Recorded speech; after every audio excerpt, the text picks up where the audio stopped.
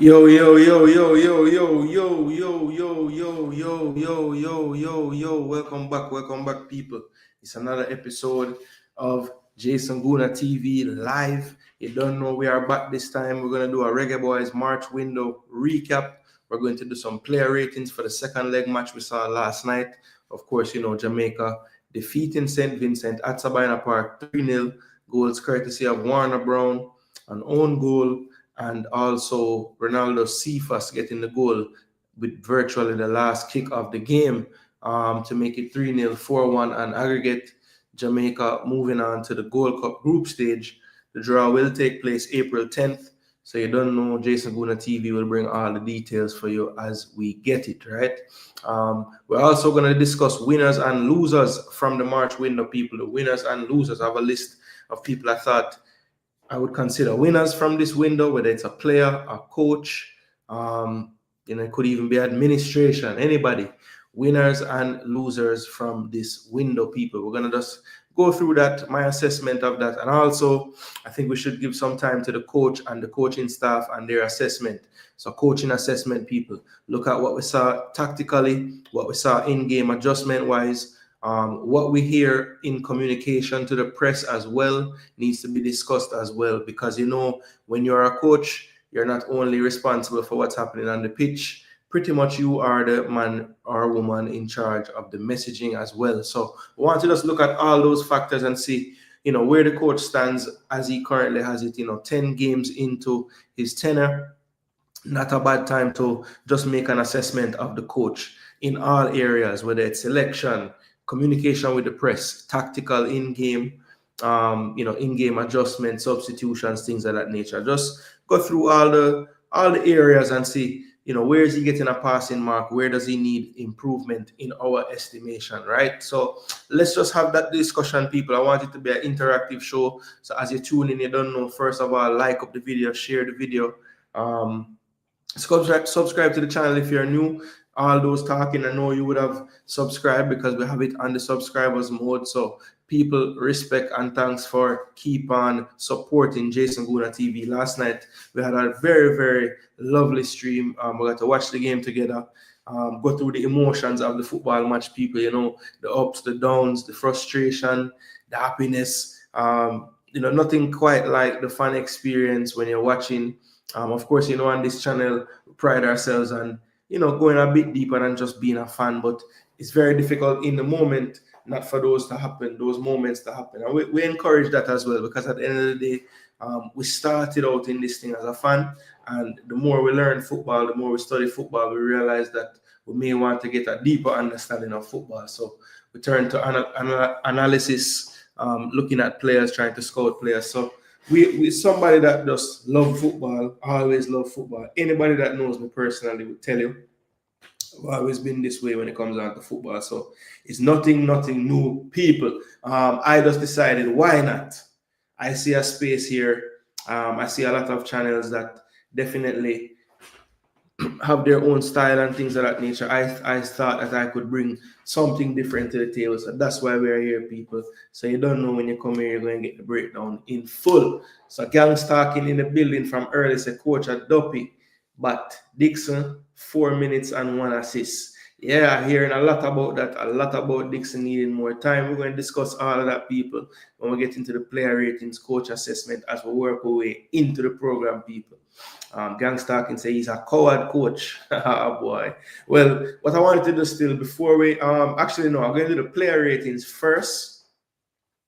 Then I want to listen to the press conference, the post-match press conference. Then we'll get into the overall recap of both games, certain players and stuff like that. Then we'll get into winners and losers, all in that time frame. We'll have the conversation flowing with the comment section as well, people. So that's how the show are going to run, people. We're going to have an excellent show. Big up as the place are full up, you don't know, on YouTube. So please do like, share, and subscribe on the content. That's very, very important. Best way for the content to reach out to the masses. As a matter of fact, I have shared it, but let me just hit the share button on a few more places just to get the visibility out. While I'm doing that, people, you guys just please do, as I was saying, smash a like on the video. That is obviously the first rule. After that, the next rule, people, please do share the content. Just share the content. I know all I know in some various groups and on the chat football, talk about Reggae Boyz. Let people know so there's another place you can get some proper footballing discussion. And we appreciate all the comments from the comment section as well, because at the end of the day, we could have sit down and talk to the wall. It wouldn't be as fun as if people there are listening and interact. So that's why we actually do it this way. So you guys definitely,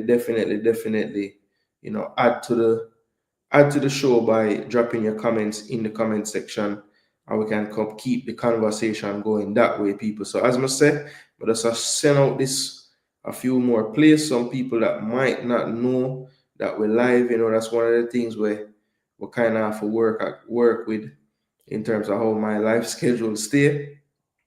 You never really know when Gooner TV might pop up with a show, so we have to make sure that we utilize the internet, the different ways you can communicate with people based on the networks that you grow.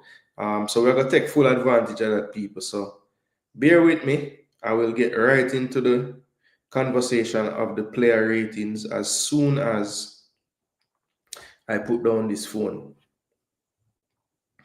Let me just send this. Okay, so it's gone there, it's gone there.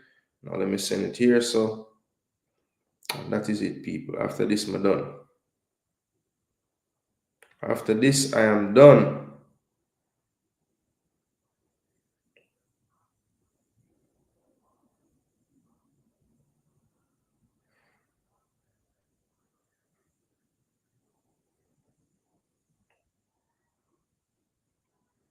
One. Yeah, people. So big up everybody tuning in. Thanks again for the support. Bless up Swamptivity. Always a check-in. Big up yourself, my brother. As much as I rate Demi, him really need to play better ball game. No more excuses. Yeah, look, I hearing a lot of backlash as far as Demi. I don't know. I don't know if he was as bad as some people make it out to be in these two games. But we're gonna have the discussion for sure. And remember, these player ratings that we're about to do, people, this is just for last night's game. We're not gonna give them a rating for the window. We're just gonna give them a rating for last night's game. All right. So anybody that watched the game, feel free to drop your ratings in the comment section. I will give mine as well. And then we can go through all the players that got some game time last night. And then once we have done that, people, we're going to move into the press conference after the game last night, just to hear what the coach had to say, moving forward, how everything is going to look. So yeah, that is it, people. That is it. Let's make sure I'm gonna send this around the place. Make sure you get this too.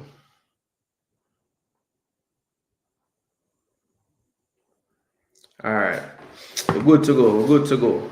Bless up, chorus. Wagwan, wagwan. Big up, Sheridan. Big up. Nobody tell nobody.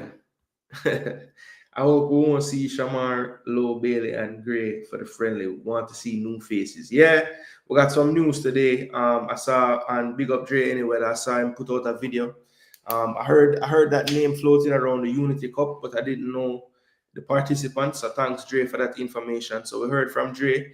It's going to be May the 28th to the 31st. It's 4 teams. It's going to be England, Nigeria, Ghana, and Jamaica, which is quite interesting, actually.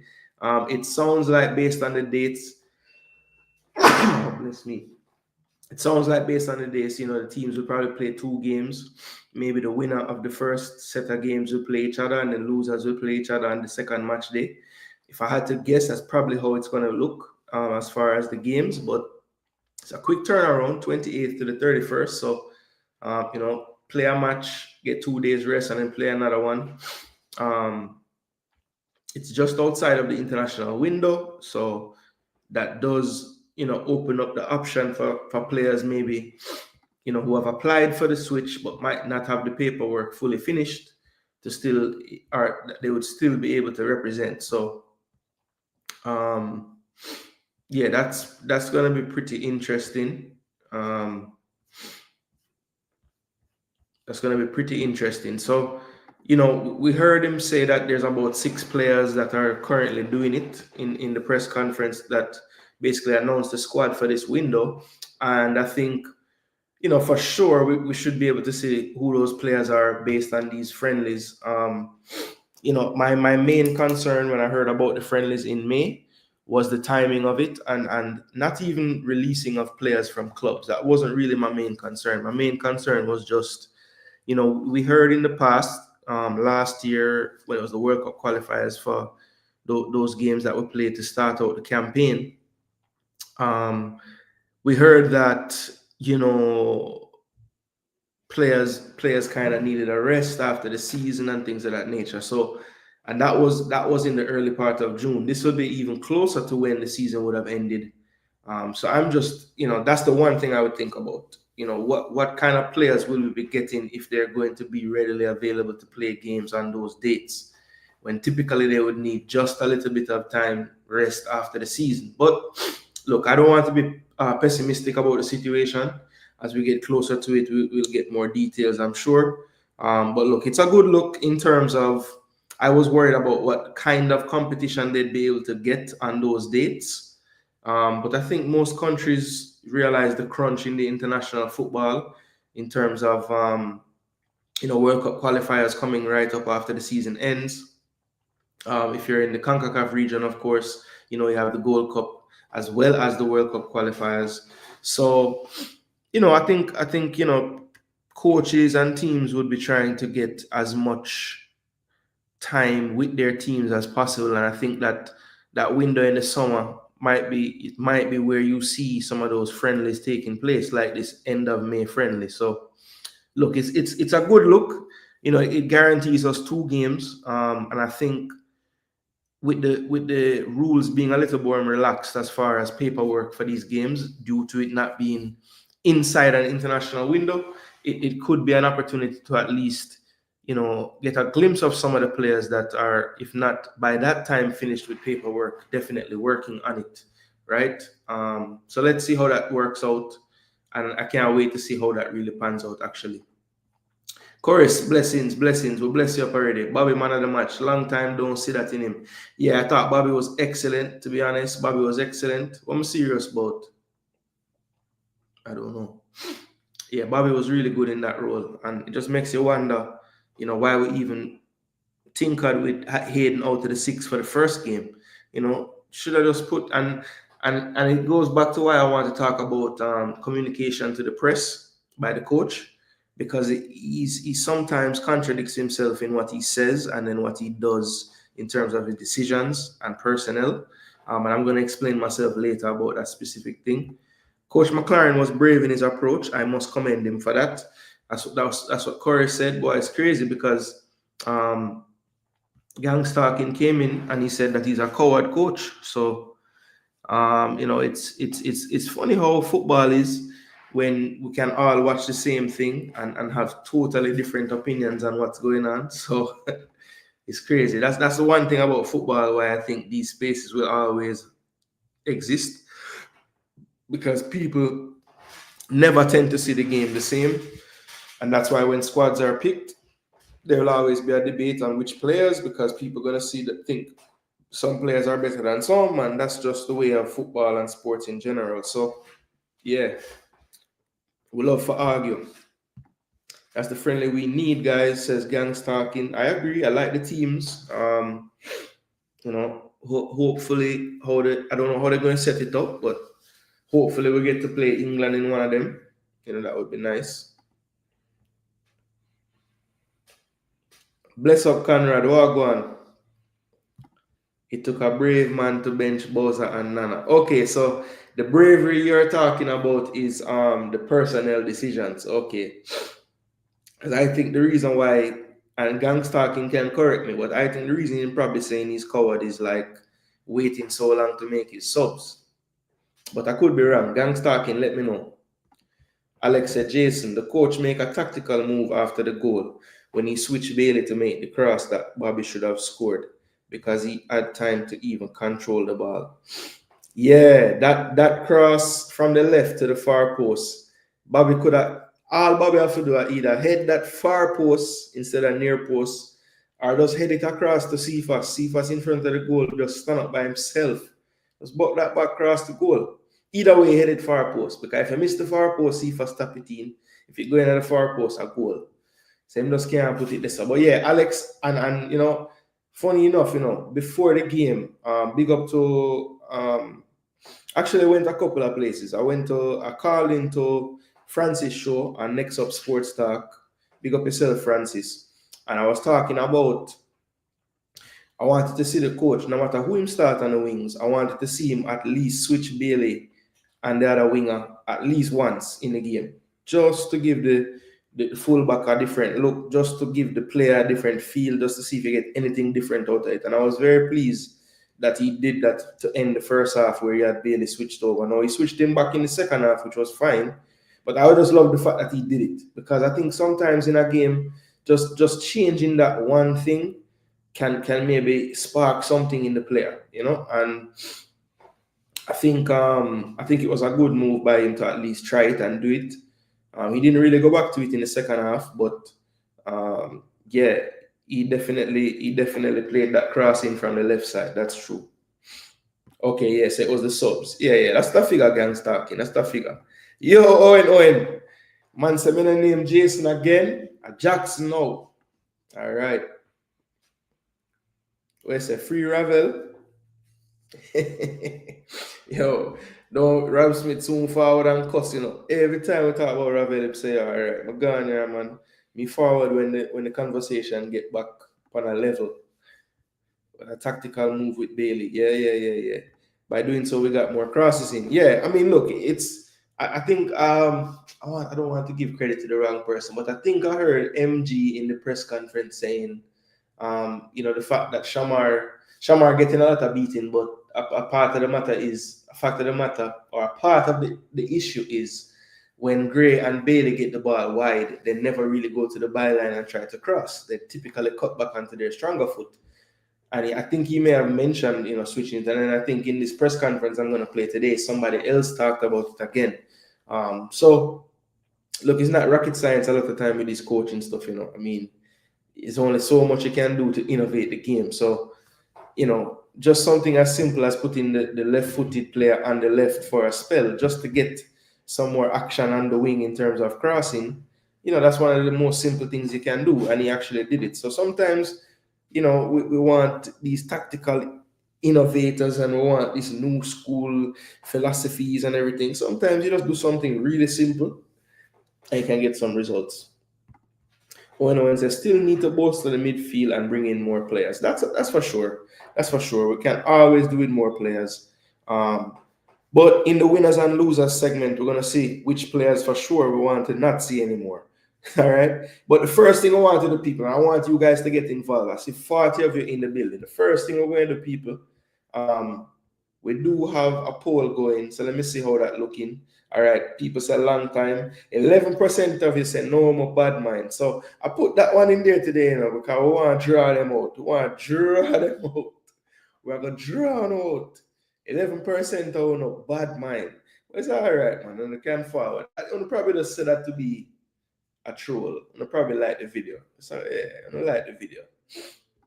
But people, and I real low. I don't like the video, people. Nobody even think about it. I say 31 likes. Come on, people. Get to the 50 likes quick and fast. I will soon check back on the likes. All right, so first, Blake in a goal. Blake in a goal, people.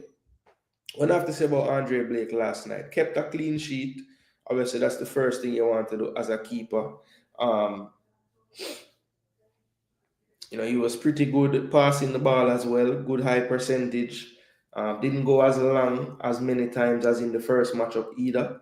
So, you know, he was willing to play out to his centre backs. You know, I think the addition of Latibodir on the back line and Hayden playing closer to the defense in the build-up definitely helped in that aspect for everyone back there to just have a better game, more clean in terms of the passing. You know, I thought he was good. I thought in the end, when they were really going for it, he made some crucial interventions. You know, not so much getting tested with shots in this game, but I thought his overall command there in the box was good. Anytime he had to make any kind of decisions to win the ball in the air amongst traffic, he was able to get his hand on it, get it cleared. I still feel like he's a little uncomfortable when the ball comes to him on the ground. I know he was put under pressure by Pinnock late and did well to make sure not to cause any problems, like maybe give up a penalty with a touch or anything like that. But it just don't look so solid. But the good thing is, apart from that one instance, I don't remember him really being put under pressure with his feet. Most of the passes he received was calm, and when he wasn't under pressure, which was good. And as I said, I mean, anything that came his way, he pretty much dealt with. So, I think Andre Blake, for me, gets a solid 7. And just because of inactivity, it doesn't get bumped up to the 7.5, but I would say a 7 for me, for Andre Blake. So let me know in the chat what you guys think about Andre Blake last night. How much out of 10 would you give Andre Blake last night, people? Owen said McCullough can go. Well, that's for the winners and losers segment, Owen. We're not reached there yet. We just get the player ratings from yesterday. So we can take a break off of McCullough, because from what I remember, McCullough never played yesterday. Yeah, so as a matter of fact, let me get the tactical board on the screen so you guys can see how the teams were lined up last night. And since we're going to rate the Jamaican players, definitely show you guys the Jamaican players on the pitch last night. So this is the team, people. Let me kind of put myself up here. So yeah, I'll go right here. So yeah, so that's Jamaica on the left in the yellow. And right now we are rating Andre Blake. So I gave Andre Blake a 7 out of 10. Thought he was solid. As I said, it wasn't that busy in terms of making saves, but did have some things to deal with in the air and crosses, set piece situations. I thought the defending on set pieces let him down a touch. They gave up some clear headers on some set pieces, but he never really had to make saves on them because they were either just wide or just over the bar. But he did make one good save in the game, and yeah, I thought he commanded his box pretty well. And I thought with his feet, he was decent as well. So I gave him a 7. Could have been higher, kept the clean sheet, but I think inactivity just keeps him right at the 7. So kudos to the players in front of him for not giving so much action to him in the goal. All right, so the next player, people, is Ethan Pinnock. Ethan Pinnock. I thought he had a much better game than in the first game, personally. I thought in the first game he made quite a few little, mistakes, got bodied off the ball 1 or 2 times by some forwards. I thought in this game you could see the urgency level on his part was much better. I remember one play where he just glided past like 4 players and got down the left side. Just kept possession well. His long passing as well wasn't quite as much. I mean, he still went long. I think the most out of anybody on the field, but the accuracy was much better in terms of, and I don't remember it being like something as prevalent. I'm looking at the actual raw data, and it does say that he tried 13 long passes in the game. But it just, I don't know, for some reason it just didn't feel like a lot. I don't know if that makes sense, but in the first game, it just felt like him and King were going long every single time. Even though the numbers are not that far apart in this one, it just felt like maybe because he's over 50% with them, maybe that's why, I don't know, something about it just didn't feel as bad. He did have some good penetrative passes as well that connected. He had 10 passes into the final third, so that's a good number there. I thought defensively, as I said, he was much better. I thought in the first game, he it just didn't have the urgency sometimes in some of the challenges that was required. And I thought he definitely came, knowing that physically, if he didn't show up, he would lose some of these duels. So in this game, he lost 2 aerials, but won all his ground duels. So that's good.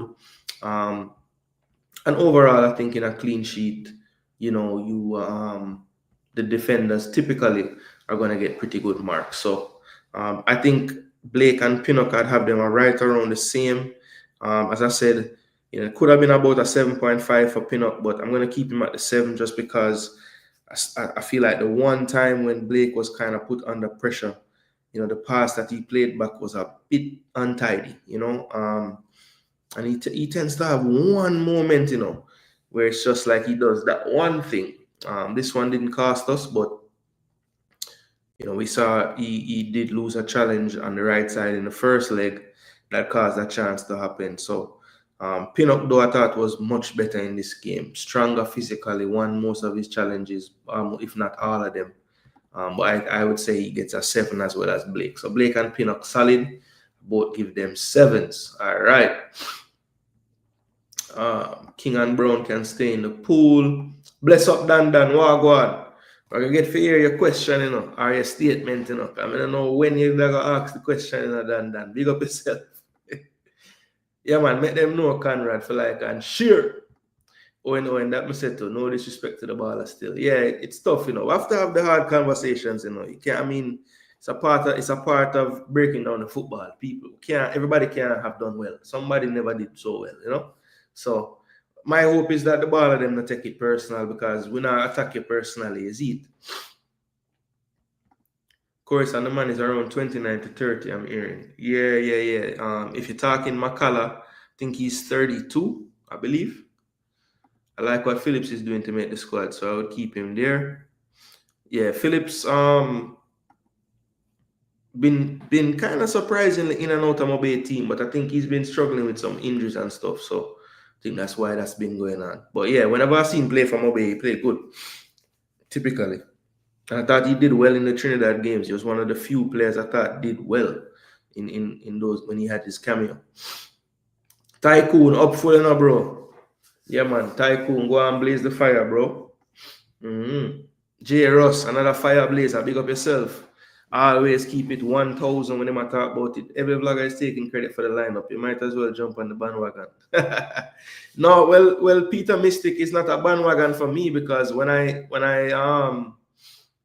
picked the squad, I said to start Warner Brown, and the only thing I said from the starting lineup, I had the same lineup except for I started Low instead of King. That was the only thing I had differently. So I didn't take full credit because I didn't get all of them, but 10 out of 11 ain't bad, I said put Gray central, put Cephas wide, put Brown up front. That's the same thing. Play Bobby deeper in the midfield, play Hayden closer to the defense. And I think the only other thing I had different is I had Lati at right and Dexter at left. That was it. Guru says 6 for Blake. He wasn't too involved, and all my play rating start off with a 6. And scores go up or down accordingly. Okay, fair. Yeah, I think he deserved a bit more, just because even though he didn't have like that much stats in terms of saves, everything he did in terms of like command in the box, in the air, he did really well. Punches, all that stuff. So yeah. So that's what gave him the extra point from the standard, Our defenders did their job, said Chorus. Yeah, I think defensively they all did good. Pinnock gets a 5.5. He makes too many bad passes and long passes and could have caused Blake to injure himself. Yeah, I thought Pinnock's defending in this game was like an 8 level, but I thought that one back pass brought him down for me, because I had him about a 7.5, and I said that back pass back to Blake. Everybody looks at the fact that it didn't cause a goal or anything. It made Blake have to get some treatment though. But I thought, that would knock off a 0.5 to 1 for me. So 6.57, I lent towards the 7 for him. Marvin Ferrant said Lati was great last night. Agreed. I can't wait to see what the comments say about his rating. Gang Starkin says 6. Anyone giving Pinnock a 5.5 is biased. Well, look, Football Guru give him stat and him drop him reason. So at least the man never write Pinnock 5.5 and leave it, Him actually put why him say what him say. So hey, you have to respect it. I humbly disagree, Guru. So I won't call you biased. I'll just say I disagree. So Gang Starkin, I think that's your first rating. So I'm assuming that is for Blake with a 6. All right, cool. Phillips not in our first team pool. He can stay in the B team. Okay. Martin, bless up yourself, Martin. Big up. Yeah, we're there for break it down, bro. Boza need for find back his form. Yeah, it's tough, man. It's tough. I have a feeling he will show up in the show later too. Bless up Eddie Gooner, Wagwan. Talk about that. Why the hell them not at least have a rough B team officially? And I don't mean the JPL All-Stars friendly teams. Mix it up with USL and various overseas players. Yeah, I mean, that's how you really and truly build a pool, you know? Like, I think a lot of people always say, you know, we shouldn't compare ourselves to none of them people because they have more money than we and da, da, da. But the things that don't cost money, like having a, and I don't, they might do this, I don't know. But if I was them, I would say, okay, this is the 18 pool. It's about 30 players, 30 to 32 players. or let's say 33, 3 players per position, right? Then they say, okay, let's have a B pool. And maybe you'll say, in that B pool, maybe, I don't know, only the third players in each position could make up the B pool as well. Because obviously you're not going to have 7 million players in this thing. And you kind of work your way down. And you have a B, and even a C. And that way you have like a tiered situation, and you're knowing which players to look at, and you're seeing which ones catching fire for the various clubs. And I just feel like sometimes we might get stuck into this box of who we're watching as coaches. And if a guy is just not in your mind, then you're not going to be looking out for him, you know? I think a player who I think has gotten into that is definitely Javan East. Javan East is in the pool of forgotten land. Like, nobody don't think about this player, none at all, which is crazy. And it's crazy I'm saying that because I used to beat Javan East, and it was mainly because at the time when I used to, I wasn't familiarizing myself with what he did outside of Jamaica national team. I would only judge him based on how I saw him playing for Jamaica, and I never really thought he was doing well enough.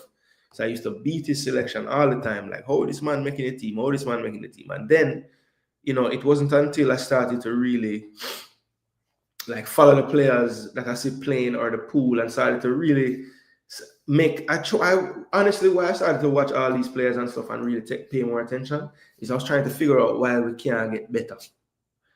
So I said, okay, let me familiarize myself more with all the players in the pool and see if we're doing the right things. And if we're not, we're gonna talk about it. If we are, I will talk about that too.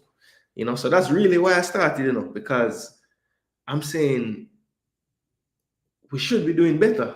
So what is it? What is it really why we're not doing better? And in that turned into, you know, trying to keep up with everything.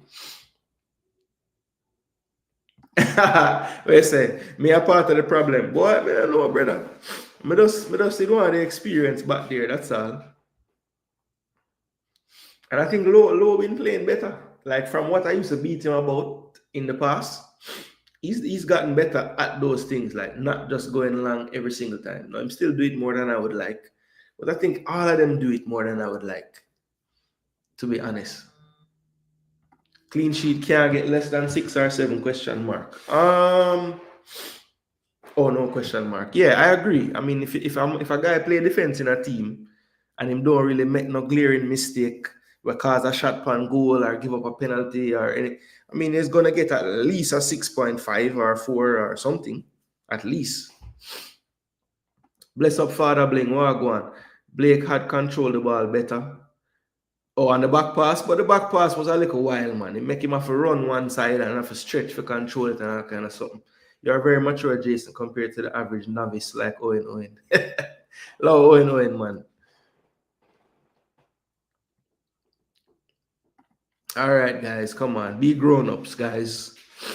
Just you know, no, well, I can't say don't disrespect each other because, you know, sometimes when you're banter, disrespect them, but, you know, keep it, you know what I mean? I Owen, you're a good youth still. 2 so you can have, you know, have a good debate with each other about these things and not focus each other. Pinnock 6.5. All right, so that's about average, I think. I gave Blake and Pinnock a 7, but it looks like you guys going a little bit lower than that, which is fine. Owen A shortcut them one because if them have the B team, then when a man really perform in the B team, then he can move up to the A pool. Yeah, facts. Happy to be a novice and an actual clown or an obvious clown. Bless up Juras, the one range holder in a building. Up the likes, yeah man, make them know. You should have graded the coach first, because if you grade the players better because the coach is, because of the changes he made. No, well, typically, Star Boys juices, the coach responsible for all of the player them. So no better we just do the player them than do the coach afterwards. Because we do all the player them already. No. Yeah, man, that's how we're gonna do it, man. The coaches don't, but I do. Javan is much better than Nicholson and many others. I'm waiting to hear from him what problems he has with the JFM. Football guru, it can't be on the field things. It can't. It can't be on the field assessment, make the man can't play. Especially when you listen to the coach said something in a press conference about the style of forward where him want,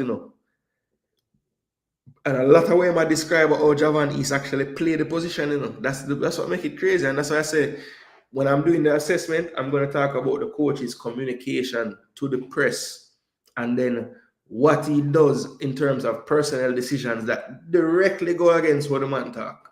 It don't make no sense. All right, Guru. All right. Guru and Owen on the bill. Bless up Sean Sutherland Wagwan. I was expecting Lou to start knowing that he's more familiar with Pinnock. Yeah, I don't know, man. I guess it's probably good on the manager to not bench King in that moment, though, because I think King would have known and seen that playback and said, boy, I really look amateur in this play, Really look amateur in this play. So give him the chance to kind of redeem himself. I still feel like defensively he's left wanting some of the time. And while I like his passing ability, I just feel like sometimes I don't know. I think it's clear he needs to leave the JPL, because I don't think his timing, his mental clock is fast enough. Like, he takes some liberties on the ball that kind of I don't really love. Sometimes his calmness gets him into trouble in a way, if you know what I mean. And I will talk about it because he's the next player we're going to rate.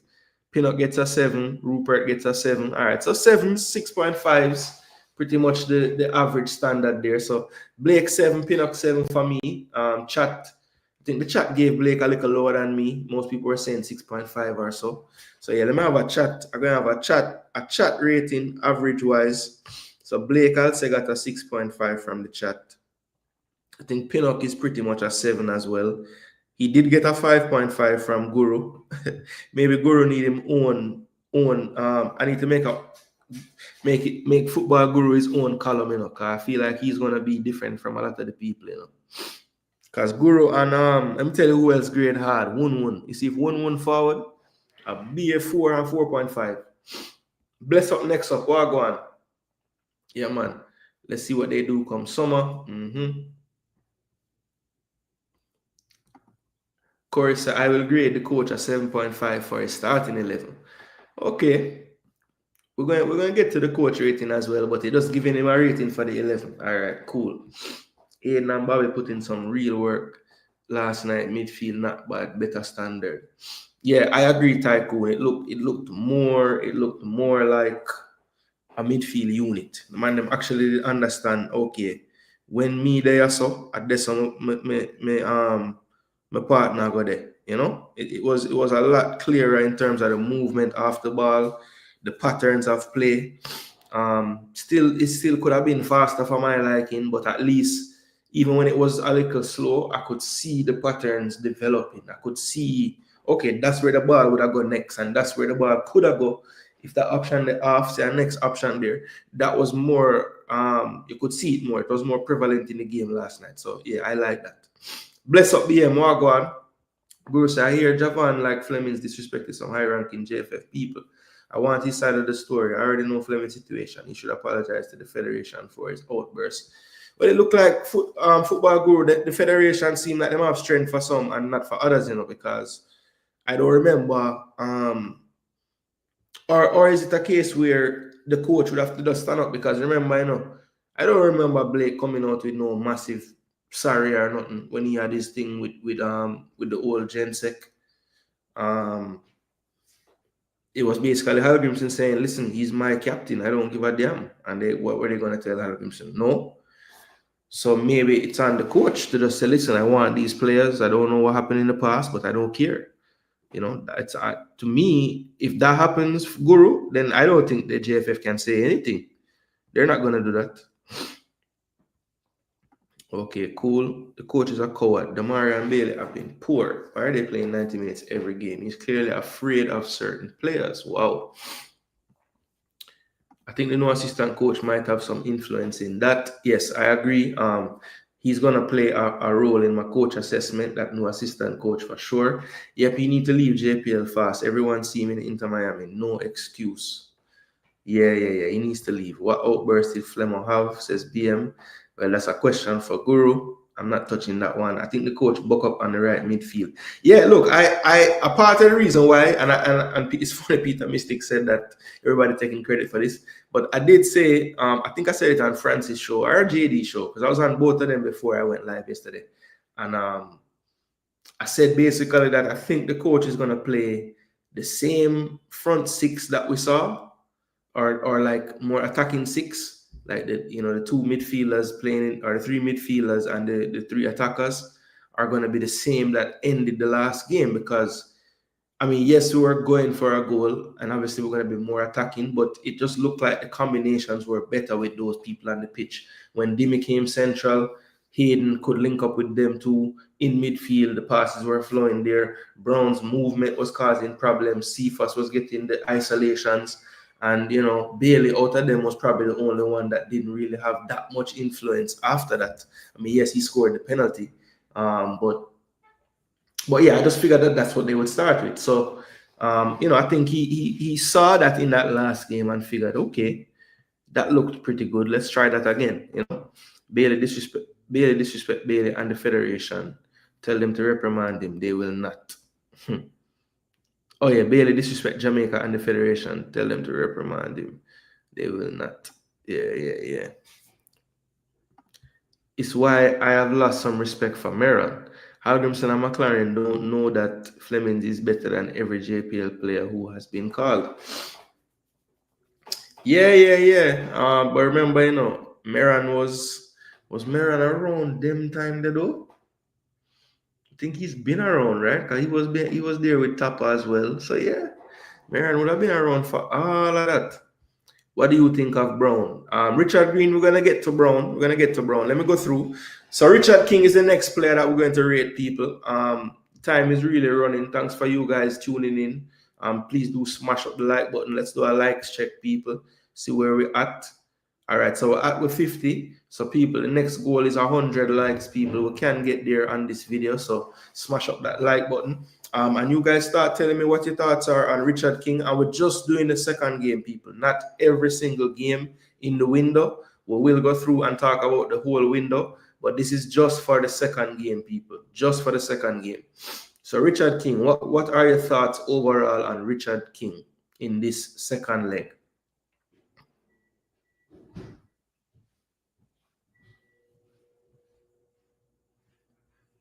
Let me know your thoughts in this second leg. Thought he had a really good chance as well, from a free kick or a corner, I think it was. Couldn't quite get the header on target, but it was pretty close proximity. Thought he would have done better there. He's typically pretty good in the box finishing chances, but didn't quite get that one off. Thought in this game, he went long less than he did in the first game, which was I was thankful for that. He does have a nice way of like driving into midfield in possession.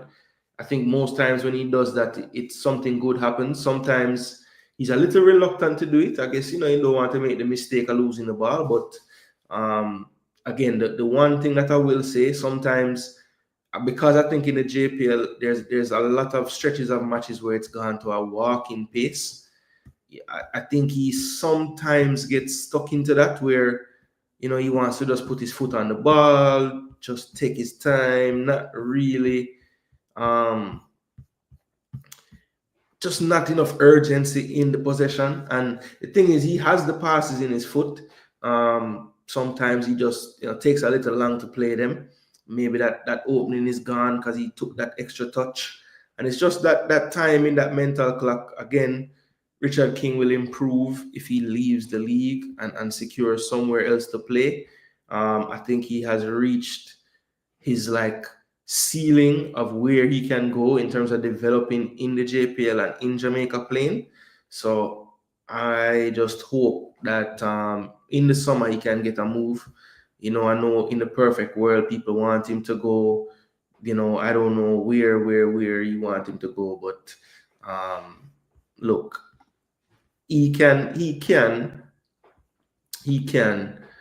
get to a decent level in Europe, I think, with the proper development. I don't think it will be a bed of roses for him no matter where he goes.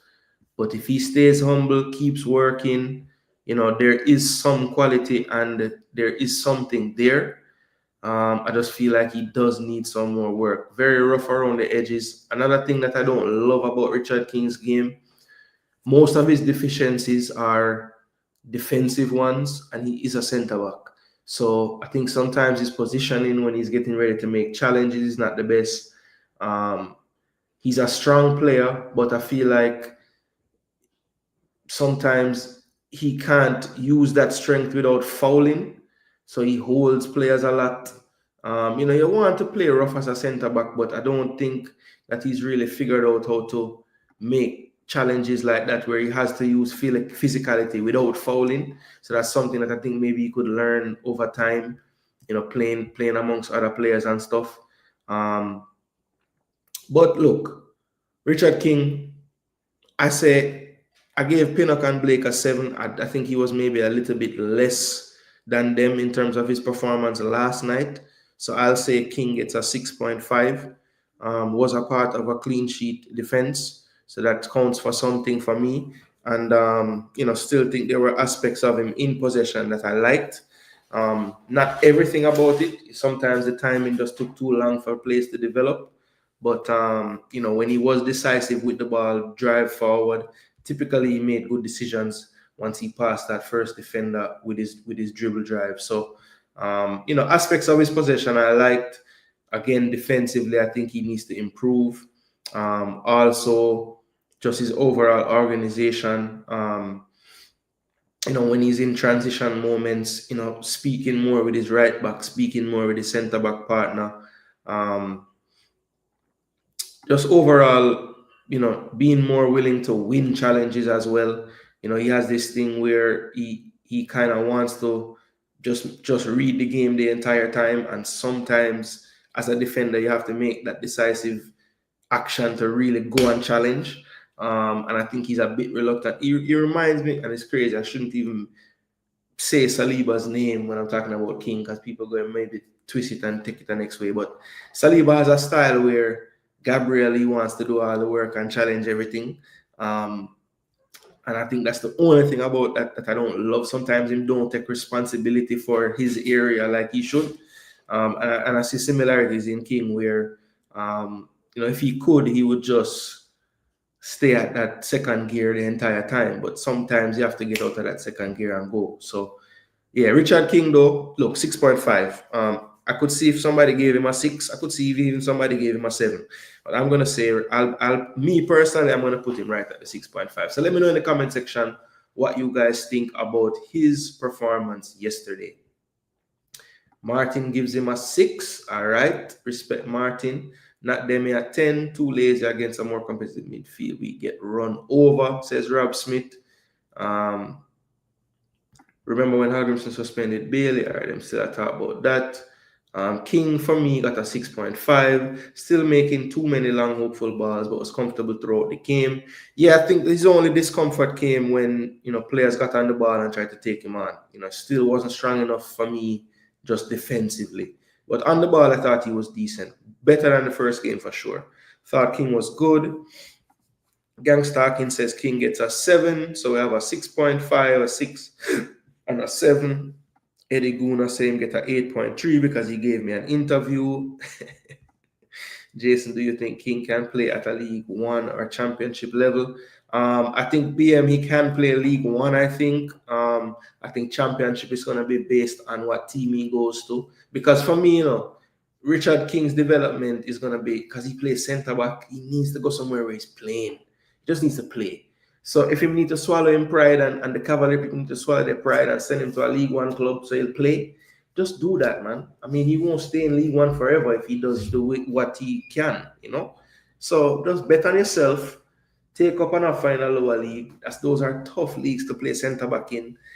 One that's going to force him to challenge for the ball and win duels and things like that. And that's where I think him need the most. That's where him need it. He need a little more toughness, you know? Because to me, he's a tough guy in his actions. Like him always a flail and attack to the ref. But I don't really think him is no tough guy when it come on to challenges. Really like when he drove into midfield, created space. Yeah, that was when he looked best on the ball. I think Bailey is holding on to the ball a little too long still. What's new, Star Boys? Always been the case. King get 3. Only local idiots think he can be in the squad. Damn, Sean Sutherland there with a mad take.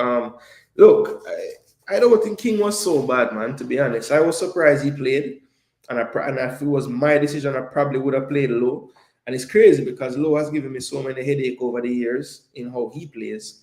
But I just thought that the physicality of St. Vincent, we needed to match it. And, you know, who else? Who is the most physical defender we have? Definitely Lowe. No one really don't want to be baby anyone at that age. That's true, you know. That's true, you know, Conrad. That's true. That's true. I'm going to have to mature up himself. King can be flat-footed. Yeah, it's about body positioning for me with him a lot of the time. He's just not in positions to really challenge for the ball sometimes based on his starting position, how he was set. If he goes somewhere where he has to be stronger and he gets in peak shape, he will be a mainstay for Jamaica like Lowe for many years to come. All right, so Football Guru said if he makes the right decision overseas, then we can see the best out of him moving forward. Brown, continue to do what you are doing, that contract will come. Yes. Richard King 7, Signal says 7.5, Tom Stranger says 7, Sean Sutherland, you are an idiot. Yeah, Sean not holding back that take was mad by Sean. Yeah, because I mean, look, you can't watch the game yesterday and say him get a 3. I mean, geez. Even if you don't think he deserves his spot, a 3 for yesterday, that's a bit far, Sean. Pure emotion from Sean. He does not like King. Maybe he don't like King, that's true, but you can separate how you feel about the player for the performer. But hey, look, Sean, if you genuinely feel like you get a 3 yesterday, then brother, I hear your opinion that, bro. What am I gonna do? I'm not gonna fight the feed. But I mean, again, I humbly disagree. King get a 6.5. Yeah, Brando, for me, that's about it. But it look like King going to get the 7, you know, because we'll kick out Sean one because that's a bit far outside of the norm. So yeah, based on the average, you know, I think the chat beat me this time. So the chat gave King a 7, I gave him a 6.5. Sean said me to stay away from the team. All right, Sean. I think King should be fashioned into a 6 or an 8. Wow, so J-Ross even said 8 as well. Wow. So first I ever hear somebody say an 8, but I guess it could happen. King nonchalant will be his downfall. Yeah, that's the only thing I have issues with, man. Man, just get to that JPL pace sometime and just take 7 touch and yeah, man, just look on the field, just a chill. I think he started these 2 games to get his cap. Something might be in the works. Yeah, Rob Smith, that's usually how it goes when they're close. They want to make sure that they get the starts and the minutes in those games leading up to the move. So, you know, you look at his past few months, you know, winning the Caribbean Cup would have gotten eyes on him, you know, in the fashion that they did as well. Then getting to the Inter Miami games, playing those 2 games against that opposition with all those eyes internationally on those games. You know, then you go into the next Reggae Boyz window and he starts both of the games, plays 90 minutes. You know, that's a nice little highlight package you can put together right there. King would get a 6.5 from me. He needs to be a little bit lighter in his feet. For us with a quick first step will give him trouble. Agree. I think Olex Anderson was never stopped by him. Last night, Lembe Kisa helped out King a couple of times when he was beaten. to make the second challenge. Diaspora xenophobia at its finest. Yeah, look, it's one way or the other, Rob Smith. I wish people could just look on the name them and just judge them. You know, don't worry about nothing else. King needs some Nana aggression tempered down a bit. Yeah. It's like we had the one extreme with Nana, and now I think King is like not enough, you know. And the crazy thing is King kind of move like Nana with the referee them. Like when we talk to them and you know, basically like you want overpower the ref them call and them thing there. But when it comes down to the tackling, he's not like him at all. The other local one that play for Cavaliers who do better, which none of them still not good. Oh, yeah, talk about Giovanni Leng. Yeah, he's doing good at defense. Made a mistake in the inter game, but otherwise was good. Anderson anticipated the back pass from Pinnock, which was brilliant. However, should have received a yellow for that challenge on Blake. Yeah, I think if I'm not mistaken, you know, I wanted to say that he had gotten a yellow in the first half, you know. No, he never got one. He just got a talking to. So I thought maybe that's why the ref never sent him off, you know. But yeah, it should have been a yellow. Should have been a yellow. Even though the touch invited it, the challenge was reckless. All right, moving on to the right back, Dexter. So King get a 7 from the chat, 6.5 from me. Now moving on to Dexter. Dexter was decent. I thought he was much better defensively in this game. You could see that he was up for the challenge with Anderson. In fact, at halftime, Anderson went more central. You know, because he wasn't really getting much joy in the first half down the left side was Anderson. Most of his plays would have come when he went a little more central and had to face King. So, you know, I thought defensively he was solid. I thought he could have been a bit tidier on the ball. Wasn't terrible on the ball, but, you know, certain times just didn't get the final action right. I will say that I thought he was much more progressive in his approach in the game though, which I liked. You know, I think he only had about 4 or 5, maybe even 3 backwards passes in the game, which is great. The last game he had about triple that. So he made a conscious effort to try to combine more with Bailey, more with Gray, more with Hayden, more with Bobby Reed, as opposed to always going back to King. So I like that about him. Maybe that's why he wasn't as tidy passing. He took a bit more risk in possession. Still would like to see him even get further forward at times and be a threat as Bailey makes that cut inside. But to be honest, sometimes he does make that run and Bailey doesn't play the reverse pass. Bailey just flips it over himself or tries to beat another player. But yeah, I think Dexter for me was better defensively. Maybe was a bit more of a threat attacking in the last game, but I still like the way that he had more progressive thinking in this game. So I like that about his game. I think he wasn't quite as good as, like, say, Pinnock.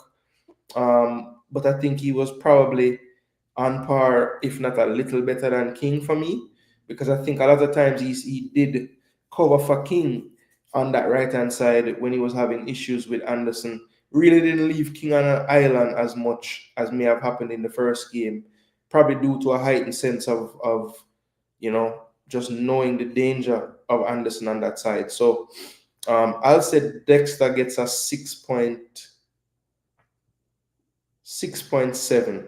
I just don't feel like I don't think he was as good as Pinnock or Blake, but I don't think he was on the same level as King either. I think he was a little better than King for me. So for me, Dexter gets a 6.7.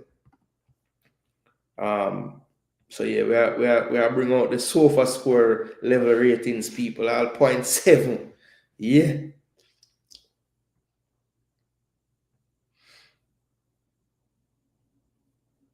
Nana is on like 10-game streak in Saudi without a card. Wow. That is like, that is one of the most impressive stats you could have said about Damian Lowe. I tell you that straight up. I rate that. If Lowe got 10 game without a card, big up yourself. King and Pinnock are too similar in most ways. Agreed, Chorus. The balance is not quite right. They both want to be that kind of smooth sailing centre back. We need one of them need to be able to put in a tackle. Big up Jason in the chat. Big up, big up, big up. Dexter was okay, wasn't special. A 6. 7 for Dexter 2 says Drew Ross. So 6.5 average. Guru says 6. Ball control and tackling below what I expect from him. I disagree on the tackling. Maybe the ball control I would agree with. Usually he was a little cleaner on the ball, but yeah, the tackling, the defense is what gave him the little boost for me. Thought he defended really well. Yeah, he wasn't really overlapping, but I think a part of that was, especially in the first half, that we just didn't want to leave Anderson on the island with King on that right side. So I think he was under instructions to, pick his spots. Dexter gets a 7 when a lot more of his duels. Yeah, I thought that the defense was why I would give him. Terminator get a 7. One more duels than King. Agreed. Dexter get a 7. All right, so we have some 6s, some 7s. So I'll say 6.5 to 7. All right, so since I gave him the little boost of a 6 point, I'm going to say a 6.7 as well. Dexter 7, Dexter 7. So, it I get closer to a 6.8, 6.9. All right, so I'm going to say 6.8 because I think the chat a little above mine. But I don't think him quite reached where Pinnock was. Actually, no. I think at this point, the chat has given him a 7. Like, there were 2 6s and like 6 or 7 7s. So, yeah. So, we'll go with the 7 for the chat. I will keep the chat in at the 0.5 or the total or the whole numbers. All right. So, the next player, people, Dexter was the right back. The left back was Lats. Joel Latibodiere. What are your thoughts on Joel Latibodiere? His performance? How did he play in the game? Because I have some thoughts on Joel Latibodiere and how he played.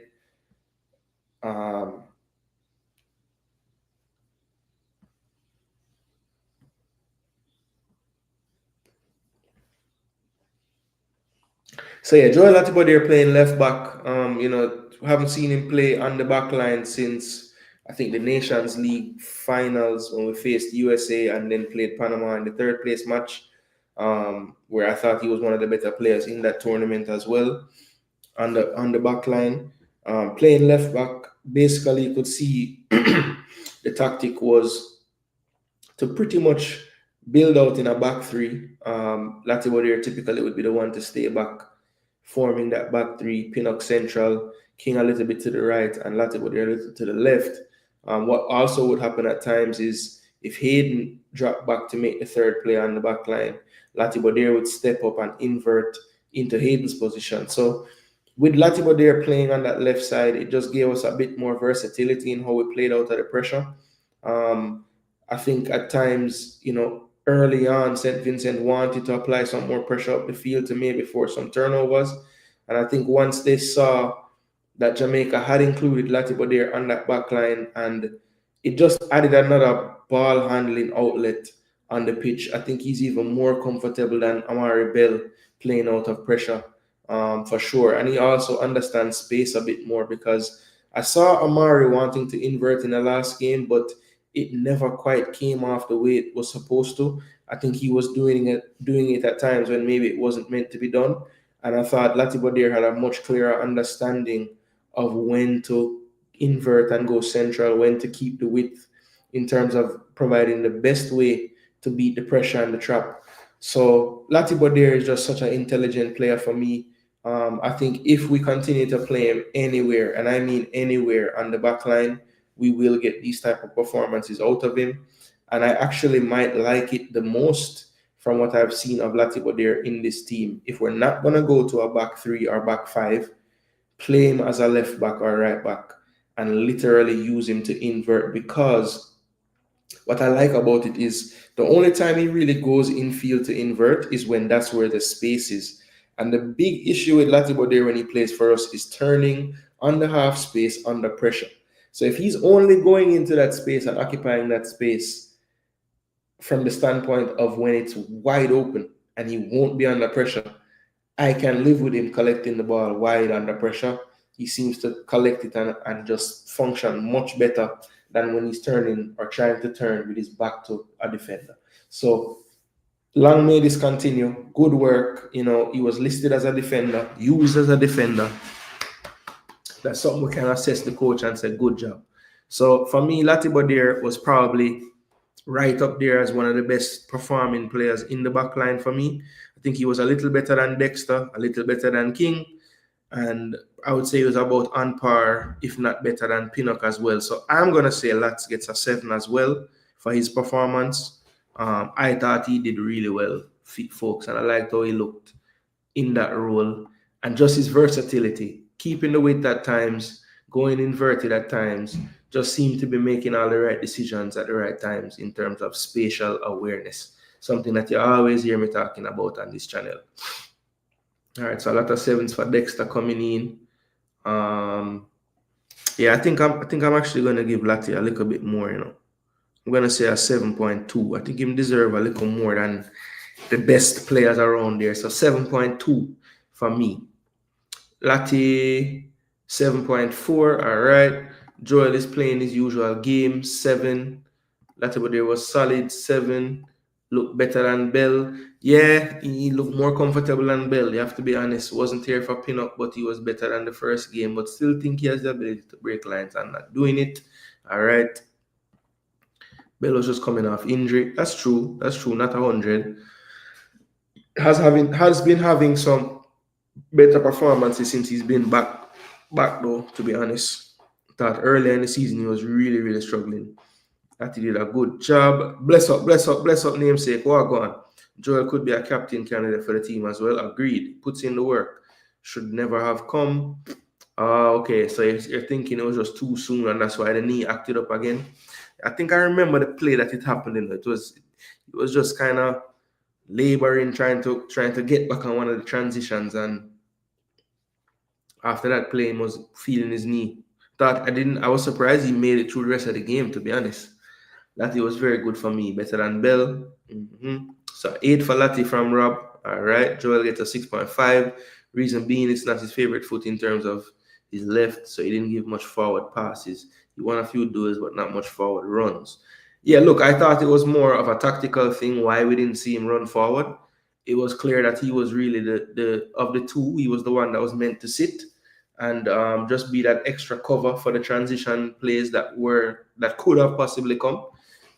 So I don't think it's fair to really mark him off for not making forward runs. I honestly believe it was a tactical decision because Lembekisa clearly had more freedom and he didn't want situations like the last game where Bell and Lembekisa were pushed up when we would be in a defensive transition. So it really and truly in the build-up phase was a back 3 with Latibo just staying more as a left centre back. But that's your opinion, Fabi, but I just feel like it's a little unfair to mark him off for that, seeing that tactically it looked like that was really what he was meant to do. 8 for Lati for Rob, 7.3. Lati gets a 7, comfortable position, most comfortable position so far for Jamaica. Agreed. He looked very comfortable. He did. One of the best games I've seen from him, not as a defender. Okay, just period, not even just because he was defending. 7.5. So it looked like Lati going to be the highest scorer of the back line, you know, because I would say the chat give him about a 7.5 because I'm seeing some 8, some 7.5, some 7s. I think I saw 1 6.5 from Fabi. But other than that, everything pretty high.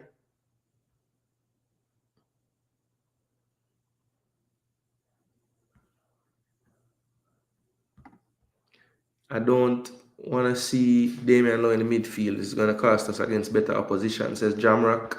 Yeah, I think that was the change made. Why it really sad for McCullough. The man forward back in and the man can't even get a little 5-minute shore up time. Him go straight to Damian Lowe for going there. Fefenda.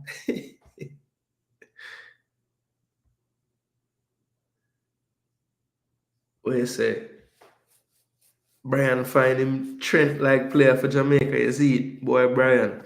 Lati, the former English youth captain. Yep. Was he the captain? No, I think he's too young to have been the captain when my boy, the assistant, was the coach, right? or is that the same age group? Maybe he was his coach for real. Lati gets a 7.5. Lati just don't go in the middle. Yeah, when he goes in there, when he's inverting, it ain't so bad because he would have been coming from wide and kind of see the game as he's coming in, he's backing it to everybody. Yeah, I think that's his biggest problem. Joel Latibody is a big asset to our team, can play anywhere in the defense. I agree, Jamrock. Just plug him in. Whoever unfit, whoever not there, just plug him in the birthday. Better than Bell making decisions, not better than Bell attacking or crossing. That's true, Guru. But I don't think we necessarily need the left back to be bombing forward too, because in our system, you have to remember if Cephas play, he's occupying that guy. As a matter of fact, you don't want to bring people by him. Just let him be on an island, right? If Gray plays in there, that's when it gets a little tricky because Gray can cut more inside and even want to pick up the ball inside sometimes. So really lack the width if we don't have a player going beyond him. So it just depends on the personnel that we play with. I think if Cephas play on that side, playing Joel on that side is not a bad move because Cephas ain't gonna run back that far. And to be honest, Bailey don't run back that far either. So that's really where it gets tricky. Which side Hayden should shade more towards? I would say probably to the right, based on the fact that Lati going to sit more at home, in how we played yesterday. All right, so that's lots. Let's move into the midfield. Isaac Hayden, people. Isaac Hayden playing his more familiar role. Okay, so he was under Paul Simpson. I know he was the captain, but I was wondering if that was Paul's team. But I guess he would have to because they only won it one time, right? They only won the U20s once. So yeah, he would have must been the coach because he was the coach then. So Isaac Hayden, people. Isaac Hayden playing that central role. Sometimes splitting the centre backs, which I liked, providing that other option to play out of the pressure or just play out of the back period, even under not that much pressure. And yeah, I thought that he did his job well. I thought he had a better game than in the first game. Just overall looked more comfortable in the game. I thought he even showed some glimpses of being able to drive the team forward, making one person miss and, driving into the attacking third with the ball and stuff. Very safe in possession, good ball retention. I feel like he can be a little more penetrative as well with his passes, but somebody on the field has to be safe, right? We want to be able to keep the ball, more than we typically do, I think. And the coach mentioned as much as well that, in his mind, we could possess the ball even more.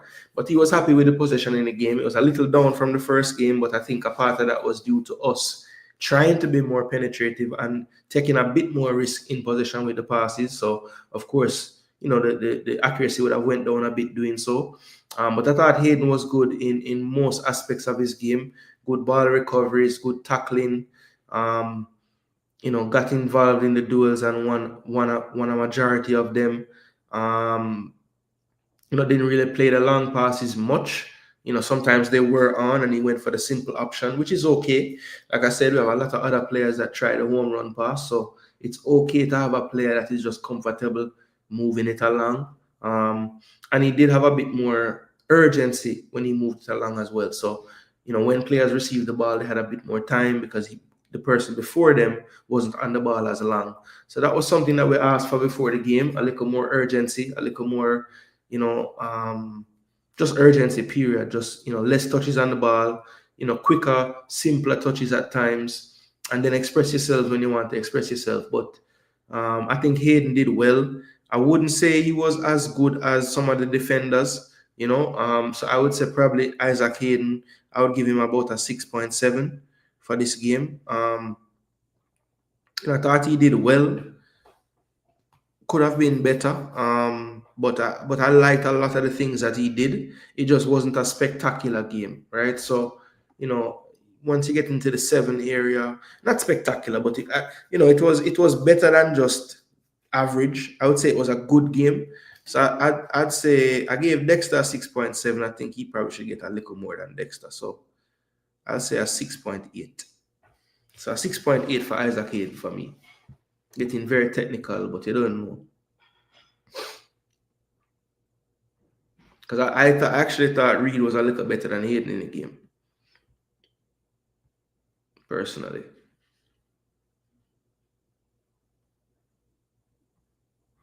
Richard Green said Hayden gets an 8, so that's above mine. He wasn't his coach, Jason. Our assistant coached the U20. That he was an England co-captain with their U17. Okay, that's what I thought. Because I'm like, the ages don't quite match up for when they would have won the U20 and everything. Okay. So that it was U17. Yeah, it was U17. But I say, nah, I give Steve no credit. Well, I will give Steve the credit because he could have not put Paul Simpson on his damn coaching staff. So at least he recognized he needed help and he went and got it. So I'll give him some credit for that. Hayden and Reed, thumbs up. Drew Ross said 8 for Hayden. No fun just want Damian Lowe in the team and he's costing us. Go back and watch the USA game over both legs. This guy has no form of defensive discipline. Just imagine Ravel and him in the middle. Yeah, Ravel would play where Gray played for me though. I don't want to see Ravel in the 8 anymore. Hayden 8.5. These are the games we are used to get the passing together and faster. Hayden 7.5. So Hayden getting some high scores, man. 8s. I see 2 8s. I see a 8.5, a 7.5, 7.8. Still want to see him dictate the pace a bit more, slow it down, speed it up, but great game overall. So it looks like I am the only bad mind person of Hayden here. I said a 6.8. Everybody has him over like 7.5 and over. Rob Smith agree with me. So I'm saying I put it down to a 7. Know yourself, you know, football and family. And Damian Lowe bootlicker them blind to that. What know yourself say? I don't see Lowe in the team, brother. Him sell the USA goal, the man just run out of the back line and open the space for USA to score. Yeah, he was literally the head coach. I mean, he was up on the sideline talking the whole 2 legs. 8 for me. Big up Goontown, Wagwan. Nobody gets over 8 for me. Yeah, I didn't have an over 8 performance last night either, you know, to be honest. Closest, we're getting to the player that I thought got closest to that. At least you see that Garden not working and Simon too. Simon don't get moved, bro. What you talking about? Ravel Morrison should play the cam. We'll get the best out of him. Agreed, Jamrock. If I bring him back, he's playing cam. Rob Smith, it's okay, bro. Let's talk about Ravel quickly. It's over. Maybe you're being hard with Hayden. Maybe I am. I don't think that's his best position, but I don't agree that he will cause us problems like you do.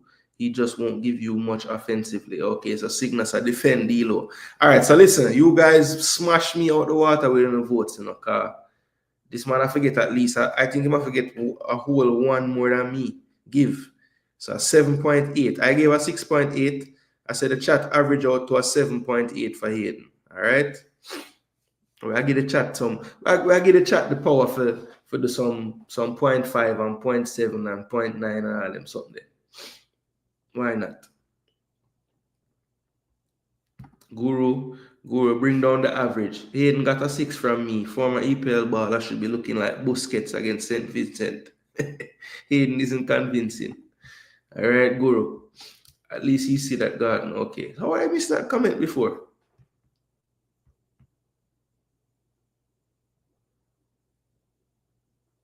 Oh, okay. So, okay, him see that Garden not working and him add Simon too. All right. I got you. You don't see how Hayden was driving through the midfield. 8.5, top performance. All right, big up Jamrock. From Mr. Brown, go for that ball, forget the penalty from the first game, but know him hungry. That's the type of striker that fit Jamaica, not Nicholson. He's making the runs, not like Nicholson, who lazy. Yeah, because Damian Lowe is the only person that ever make a mistake on the back line. These people can love that once.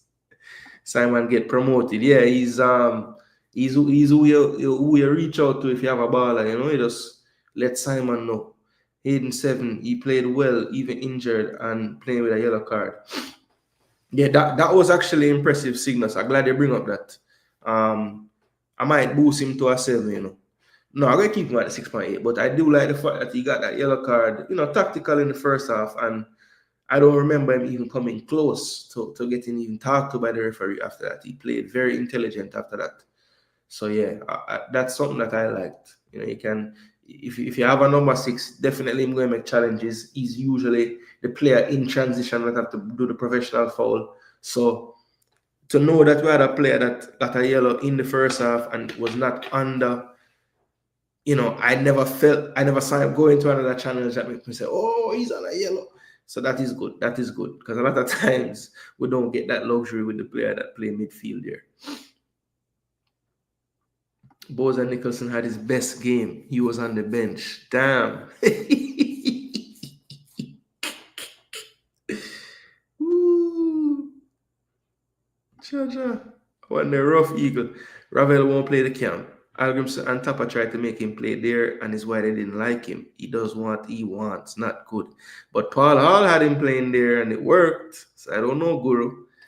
It have to be a British coach. Maybe McLaren can get him to do it. I don't know. Yeah, I don't know. This I agree with. He understands the role very well. I love the fact that he would split the centre backs when he needed to, and when that wasn't necessary, he stayed in his role. He even would go wide to a left back or right back channel if that was what was required to beat the pressure, or to just get another passing lane to move the ball forward. So yeah, man, he's very adaptable in there and understands space very well when we're playing out. So I was pleased. Very pleased. All right, so Bobby Reid is the next player. He was his partner, played the more 8 role of the two. So I had a little more freedom. But the thing that stood out to me about Bobby's performance, and for me, he was better than Hayden. I know a lot of you are giving Hayden 8.5 and whatever. I would like to know what you guys giving Bobby, because for me, he was the better of the two of them. Had an assist. I mean, yes, Warner Brown did a lot of the work for that assist, but that was a second ball that he was constantly winning again. And this time he played the pass to Warner Brown, who did a lot of work to make the goal happen. But just overall did well. In the 8th position, thought he even created more than the first game when he was playing 10. Had more key passes in this game, or just about the same. Got involved as well, had a big chance that he didn't finish, which could have made his day even better. But tidy in possession, good mix of forward passes and retention type passes, broke the lines when it was necessary. I thought his spatial awareness helped a lot for us to be able to connect from defense to midfield a bit better in this game, or way better in this game than the first game. And his tackling was excellent. A lot of timely tackles as well. When they were getting going in some type of transition, he would get a foot in, he would make a tackle. Definitely showing that, while we always have seen him as an attacking player, he's not shy. He has never really shied away from the defensive responsibilities. And I thought that he was excellent in his role in this game. Of all the players we've rated so far, I'm going to put Bobby Reid as the highest that we have rated so far, honestly. I think Latz is the highest right now with a 7.2 on my list. As I said, I think he was better than Hayden. So I would have to give him a bit more than Hayden at a 6.8. And I think he was better than Lati overall too. So I'm going to say he gets a 7.3. Does Bobby Reid in this game. Had the assists. A lot of defensive actions that I thought were really important. And was that missing link that I don't think Hayden was providing as the 8 in the first game. And that's a bit harsh on Hayden. I think more of the issues stem from the 6 that was in the first game. So yeah, this just had a much better unit to work with, and you could tell based on how we're playing. So 7.3 for me for Bobby Reid in this one.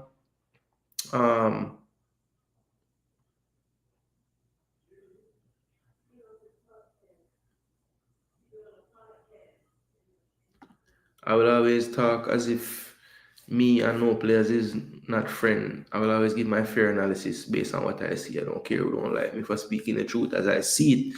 Hey, speak the truth. It shall set you free, my brother. Or speak your truth, because some might think it's not truth, but it's your truth.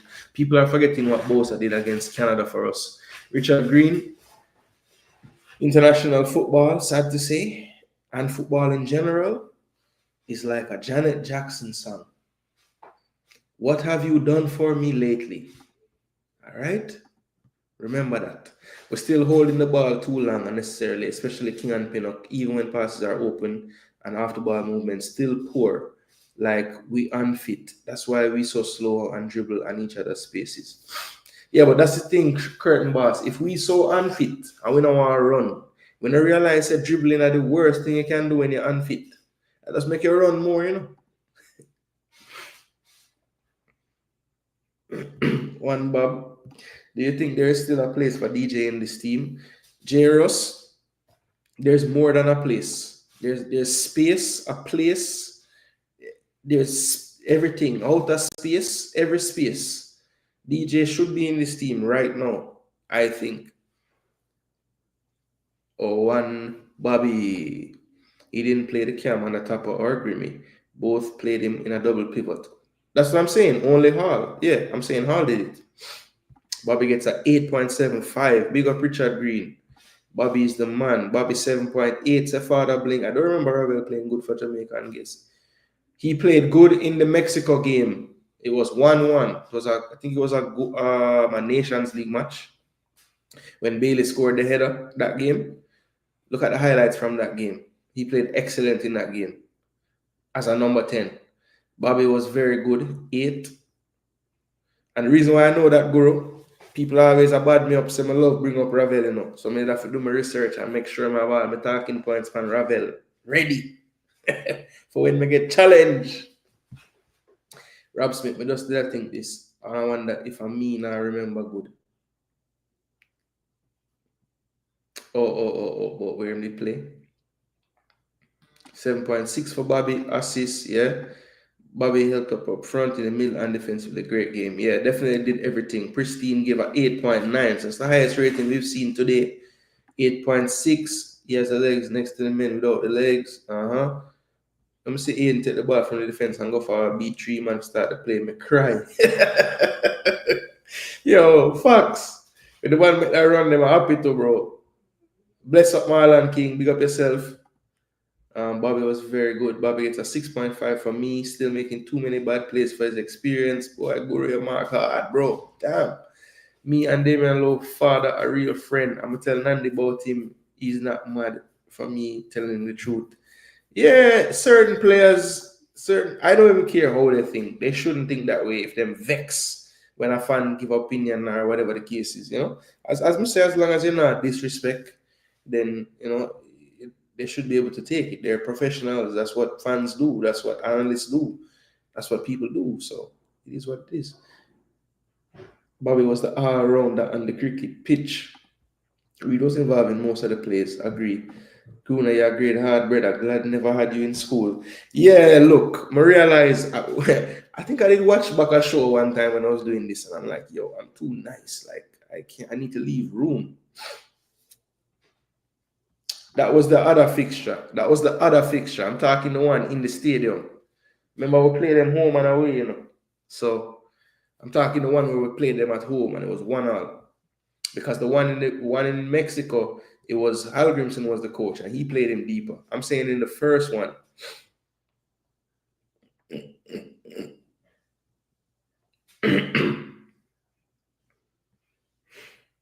Bless up John Peel, Wagwan. Bless up Nigel. Yeah, man. I cry too. Live in high water. DJ Gigs up full, bro. All right, so Bobby Reed looked like he can get the highest mark out of everybody in the chat, you know. So I'm gonna say probably an 8. Yeah, give Bobby an 8. So 8. Bobby have the highest score so far. All right, next player, people. We are staying at the midfield and we are going to the camp for the evening. Damari Gray. So let's see what people have to say about Damari Gray. Your thoughts on his performance.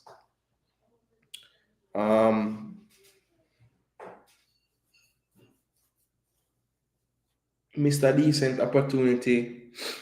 Good pass, good cross from Warner Brown. Couldn't quite sort out him feet in time.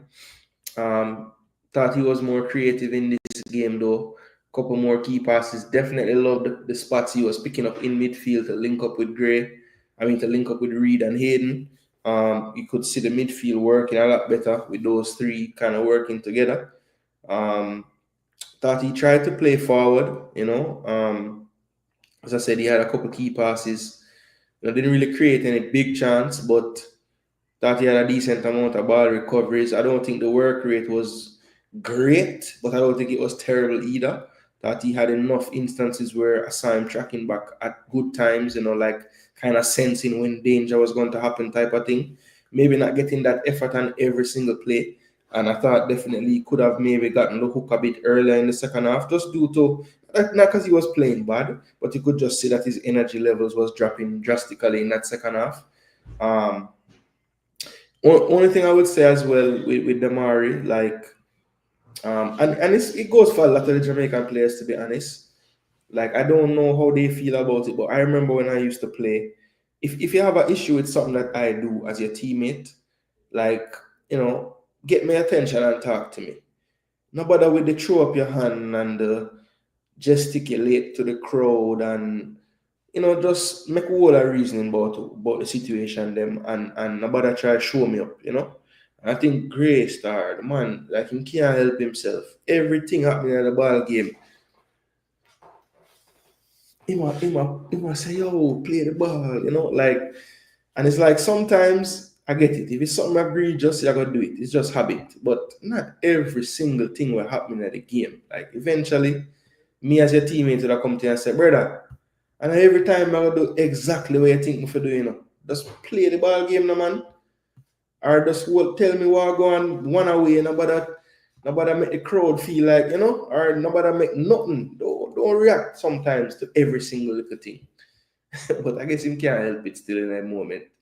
But that's something I notice with a lot of players. Like, just stay calm and nobody show up your teammate them when them don't do something where you think them should have do, or you think the decision wasn't the right decision. Just play the ball game, talk about it in the locker room, look on it on video and work it out that way, Part of professionalism for me still.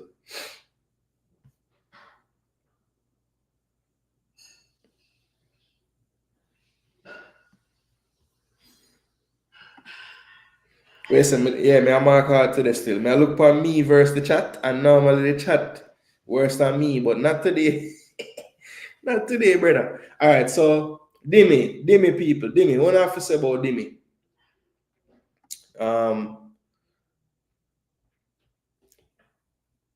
I would say Hayden was a little better than Dimmy. I don't think Dimmy was terrible. As I say, he did some good things, could have done things better. I think sometimes he got into really good positions and just never get the ball as well. I would say Hayden was a little better than him. So I'm going to say Dimmy get a 6 point. Actually, was Hayden better than him? I'd say Hayden and Gray were about the same, All right, I'm going to say Gray get a 6.7. So I'm going to give Damari a 6.7. As I said, no, I think him and Hayden can get the same, 6.8. So I gave Gray a 6.8. Let me see what the chat thinking. When DJ was dropped, it was a correct decision. He was out of form. But if he back playing, he can help. Yeah, he's playing really well this season. He had a little bit of an injury time, which maybe could have explained why he wasn't in November one. Because I know he got injured close to around that time. But yeah, he's back now playing again. Playing either the 6, the 8, or the 10 for his club.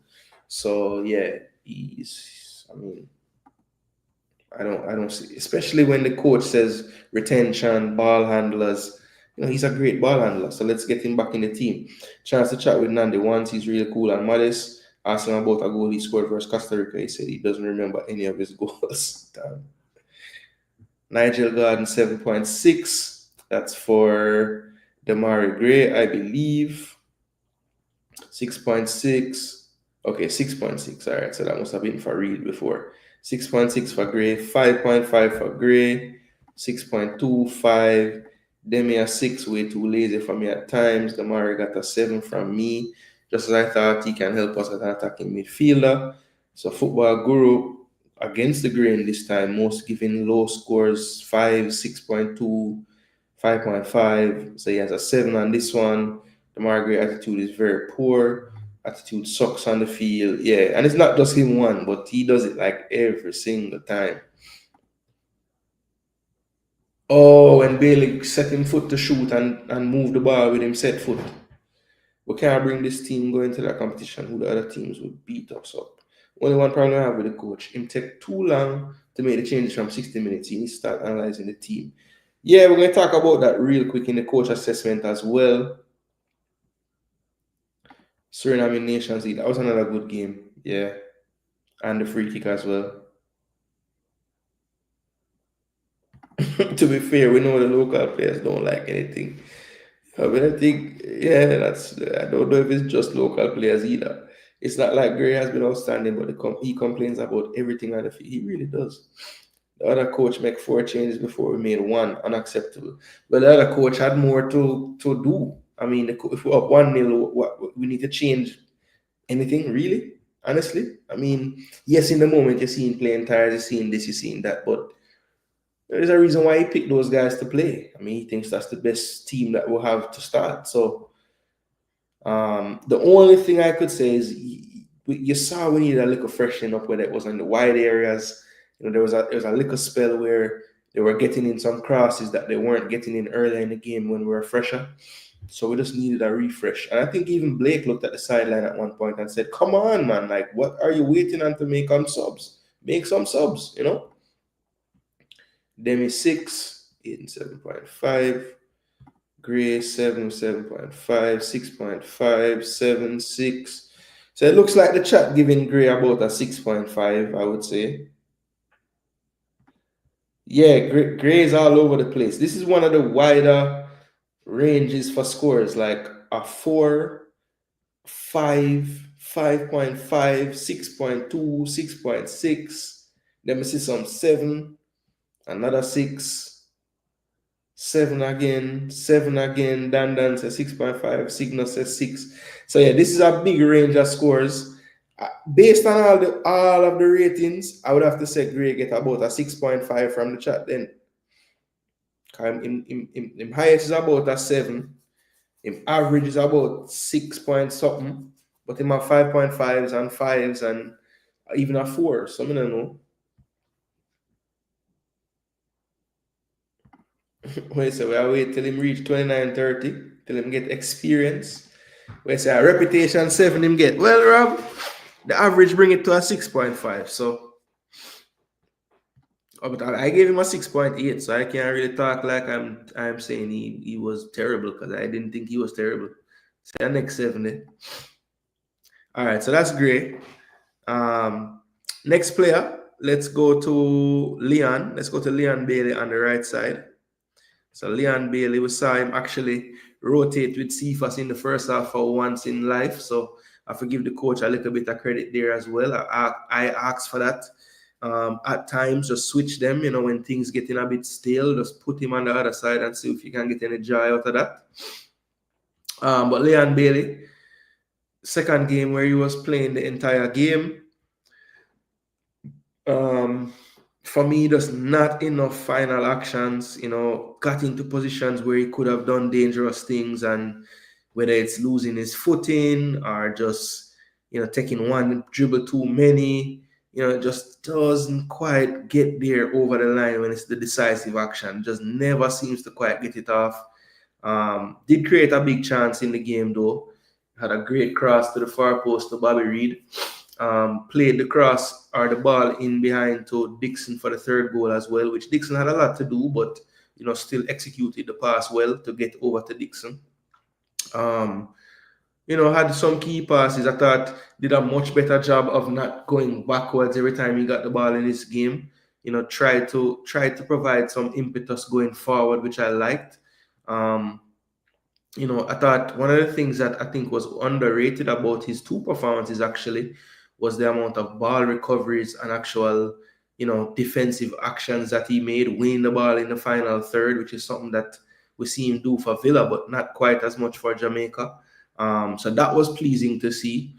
I still feel like territorially he doesn't quite cover all the ground that we would need him to give the support to Dexter that he probably would need, but at least in that final third where he's occupying and part of the middle third, I'm seeing more challenges being put in. I'm seeing him actually win the ball from people, intercept passes and things of that nature. So that is good to see. Still want more from him in the attacking third, but I think his overall output in these two games was a lot better than we've seen in the past. And I don't think he was so bad. I think he was decent in this game. Maybe not as good as his opposite counterpart, but I would say Bailey in this game probably gets a 7. I'll give Bailey a 7. And to be honest, maybe I'm overmarking him because, as I said, the things that I don't expect from Bailey, I got. So, like, I got more defensive output. I got more recoveries, more interceptions, more tackles than I can remember. So I love that. I love that about it. Like, yes, the final third was lacking, the shots, the creation, everything. But give me the overall things. I'll mark you higher for doing those things, I swear.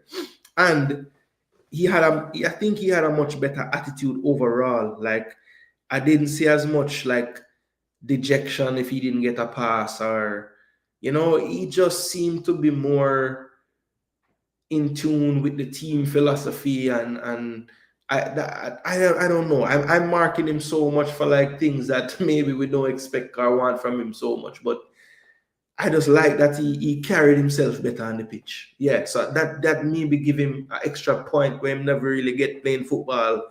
Is like he was more a leader in this camp than I can remember him being before, and I can live with that. Yeah, so I gave Bailey a 7 seem high, but it's really not, about the actions that he had and stuff. Yeah, I'm gonna say a 7.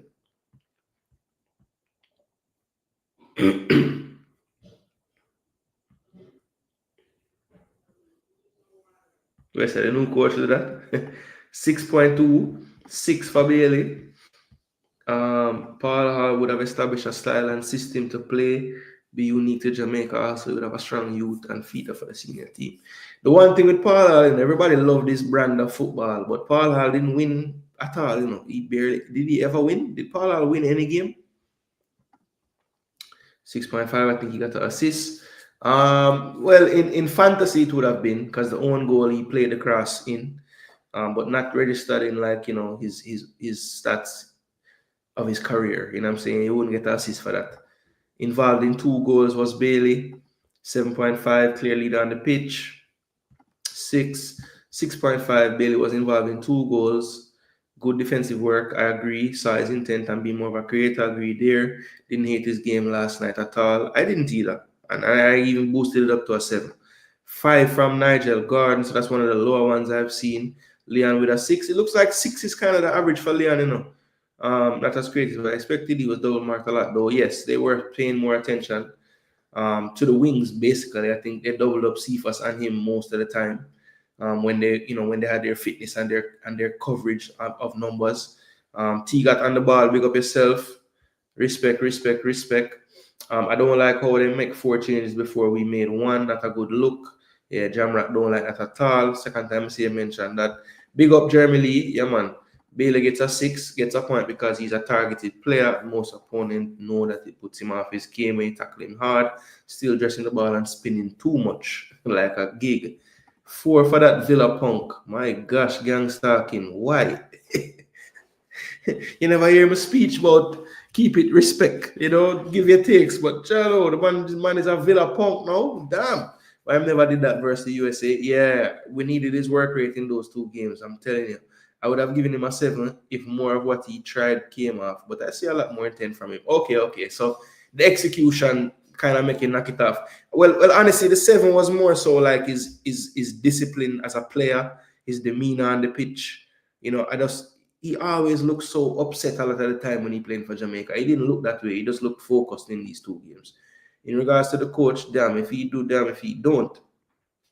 Fans requiring that he should have brought on Kaim Dixon and the other attackers. If he did and lose, we would be killing him. Yeah. Paul Hall was rubbish, said Nicro. Paul got the same results as all the coaches, says Rob Smith. Really? Bailey scored his goal, so of course he's playing with less stress. It stresses me out sometimes though. Leon Bailey and Gray not doing nothing on the field last night. Both go on like them own the team. McLaren is bug coach. He needs to go. Damn, so Travis with some hard words there. So Leon Bailey from the crowd, I would have to say probably a 6 to a 6.5. So I'll say Bailey gets a 6.5 from the chat. All right, now moving on. So we have 2 players left in the starting lineup. We have Ronaldo Cephas, scorer of the 3rd goal, and Warner Brown. So look, we are run down time, you know, because we're about 2 hours we're gone and we're not even done with the team yet. But we didn't want to go through the game and give it its time. So it's all good. Let me do a check with the likes because I said I was shooting for the 100 today and we have gotten there. So thanks so much, people, for the likes on the video. We do appreciate it. Yeah, man, we set the target and we reach.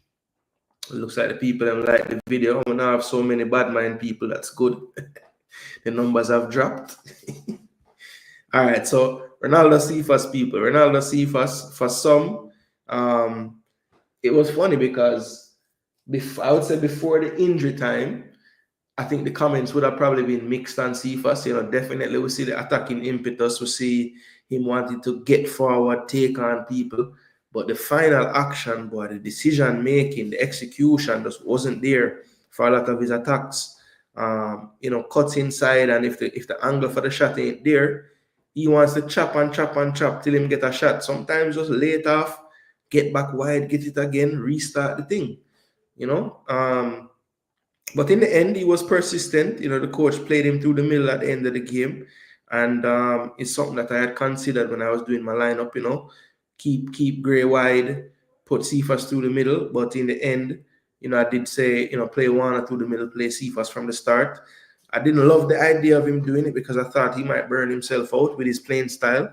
But Jamaica did a good job of trying to utilize both flanks. So it wasn't just all out Cephas every single time. And I think the coach switching them around once in the first half also helped with that too. But look, he got his goal in the end. A lot of bad decisions, but in the end, you cannot take away the fact that for long stretches of the game, he looked the most likely to cause the problem that would get us a goal. You know, I can't just beat him consistently and leave out the fact that he was the one making things happen. Now, yes, maybe what he was making happen didn't bear any fruit in terms of a goal, but it's pressure. It's constant pressure. It's another set piece, another corner. It's drawing a foul. It's advancing us up the pitch. So, you know, you still have to give him some credit for that. Again, it's so frustrating though, because you see him get into these great situations and, you know, just that one split second decision that's not right can take away that advantage that he was building up to have. But yeah, tried. I think he probably deserves to be higher rating than some of the players I've rated before, got a goal, and was involved in a lot of the good things that we did. So I'm going to say he gets a 7.5, Ronaldo Cephas. I mean, this kid with better decision making could have gotten a 10, you know, based on his take-ons and all of those things that he did well. You know, took 5 shots, 3 of them on target. And 2 of them were, you know, very easy to be saved. Not enough power on them. 1 forced a decent save. You know, was very direct on the day. Only played 13 passes and had 36 touches. So, you know, this man is dribbling. It said he only had 2 attempted dribbles. I don't know how that's possible. He committed 3 fouls.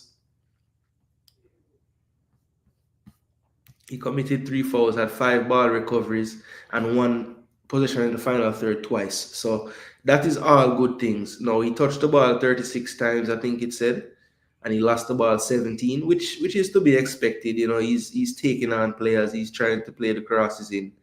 The problem I have, though, he played wide for 90 minutes, had all those touches, all those dribbles, and he didn't even attempt a cross. So yeah, it's something that we need to figure out. He needs to get a bit more confident when he plays on that left side in his actual left foot. You're going to have to use it at some point. So keep the defender honest. You cut inside the last 2 times, dip that shoulder inside and then push it down the line and whipping a ball with your left foot. No, you have to add that to your game if you're going to play wide on that left side for me. Because it becomes too predictable. And against a better defender,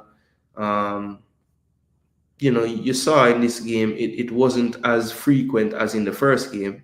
A lot of times he was matched for the speed by Marshall at right back. And I think it wasn't until St. Vincent started to take some more chances in the second half with their tweaking of their system and everything that Cephas had more space to run into. But 7.5 still, with all the deficiencies, I think he still was one of the better attackers on the day.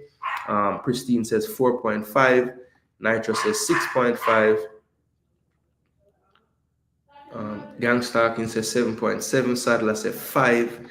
Rob Smith says Cephas was poor. He's a super sub, can't play in a structured system.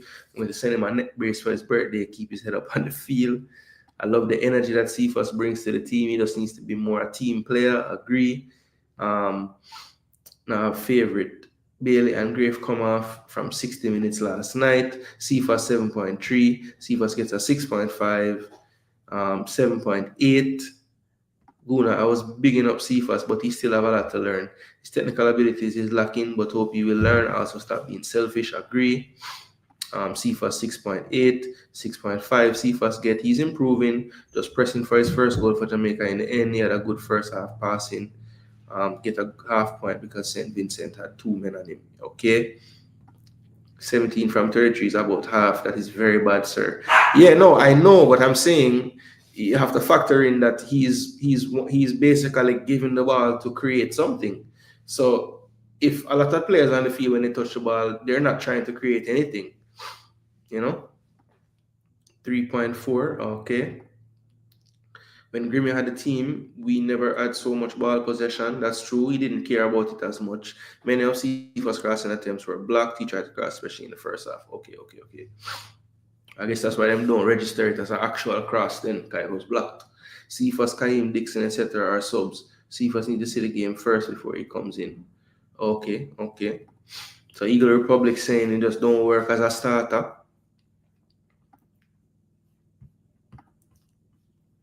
The goalkeeper needs to understand that it's okay to leave the field if he's hurt, or maybe he doesn't think the other is capable of doing a good job. Interesting, Derek G. It didn't really hurt us yesterday that he didn't come off the pitch. He was able to tug it out and stay on. But it's we'll see. We'll see how bad it is. See if he's playing for Philadelphia Union when he's back or not. But he was struggling towards the end. So the chat is kind of another big range of scores with Cephas. I mean, range all the way from 4.5 up to what was the highest one I saw? About 8 or 7.8, I think. Yeah, Richard Green said 7.8. So I'd say the chat give him about a 7. They were closer to that than that. All right, so the man of the moment last night for me, divided opinion. I had a poll up in the live stream and I asked, what was more surprising? Warner Brown starting or Damian Lowe benching? And the Warner Brown starting actually had the more votes. People were more surprised to see him start over Boza than to see Lowe on the bench, which I thought was surprising because I had voted for Lowe benching to be the more surprising thing. Team improving. We just need to get all the players that are available to improve the team from the diaspora, start building the chemistry and the final 32 players. Blakey look sharp, said Rob. Yeah, so for me, Warner Brown, I called for him to get the start. I thought that it would be unfair after his cameo in the first game for him not to get the starting role, especially seeing that, Boza's performance was so lackluster. Just from an energy standpoint, I mean, it's one thing to have bad touches all game long and things of that nature, miss chance, but the effort and the energy levels just weren't there.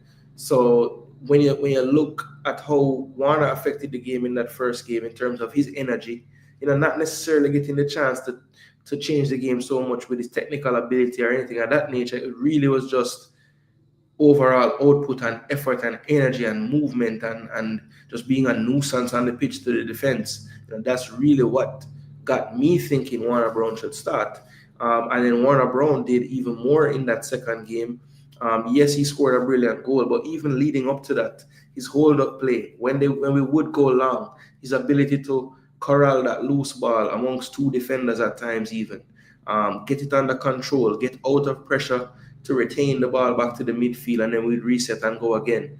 Almost every aspect of what he did yesterday was great.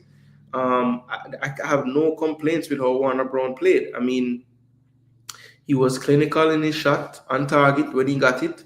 Had one other attempt where he tried to lob the goalkeeper, which I wasn't cussing him for that option. Some say he may have rushed it, but look, when you're in form and you're confident, when you see that opportunity, if he gets that right, the keeper is not recovering and it's dropping in the goal. So I had no issue with him taking on that one early.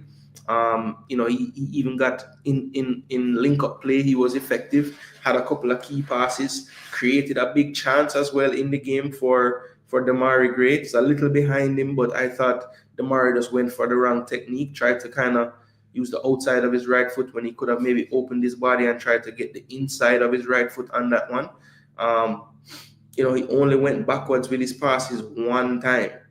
And, he only tried 12 passes, but he completed 11 of them. Tried to take on players as well. Wasn't shy about that. He was unsuccessful, 2 times out of his 3 dribbles. But, I just like that aspect was there in our attacker. When's the last time you've seen Shamar Nicholson take someone on? I mean, he doesn't do it anymore. He just doesn't do it. Even the goal he scored, he had a lot to do. Took a good angle after his first touch, rode the challenge well. The ball was behind him, had great awareness to just drag it back into his path.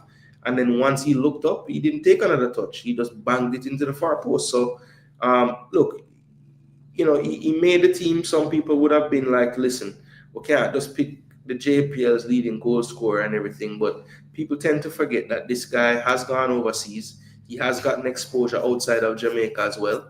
And it just hasn't worked out for him yet over there. But, maybe, with the difference in the JPL this year, playing more games, more repetition, more duplicating a European style season in terms of the amount of games.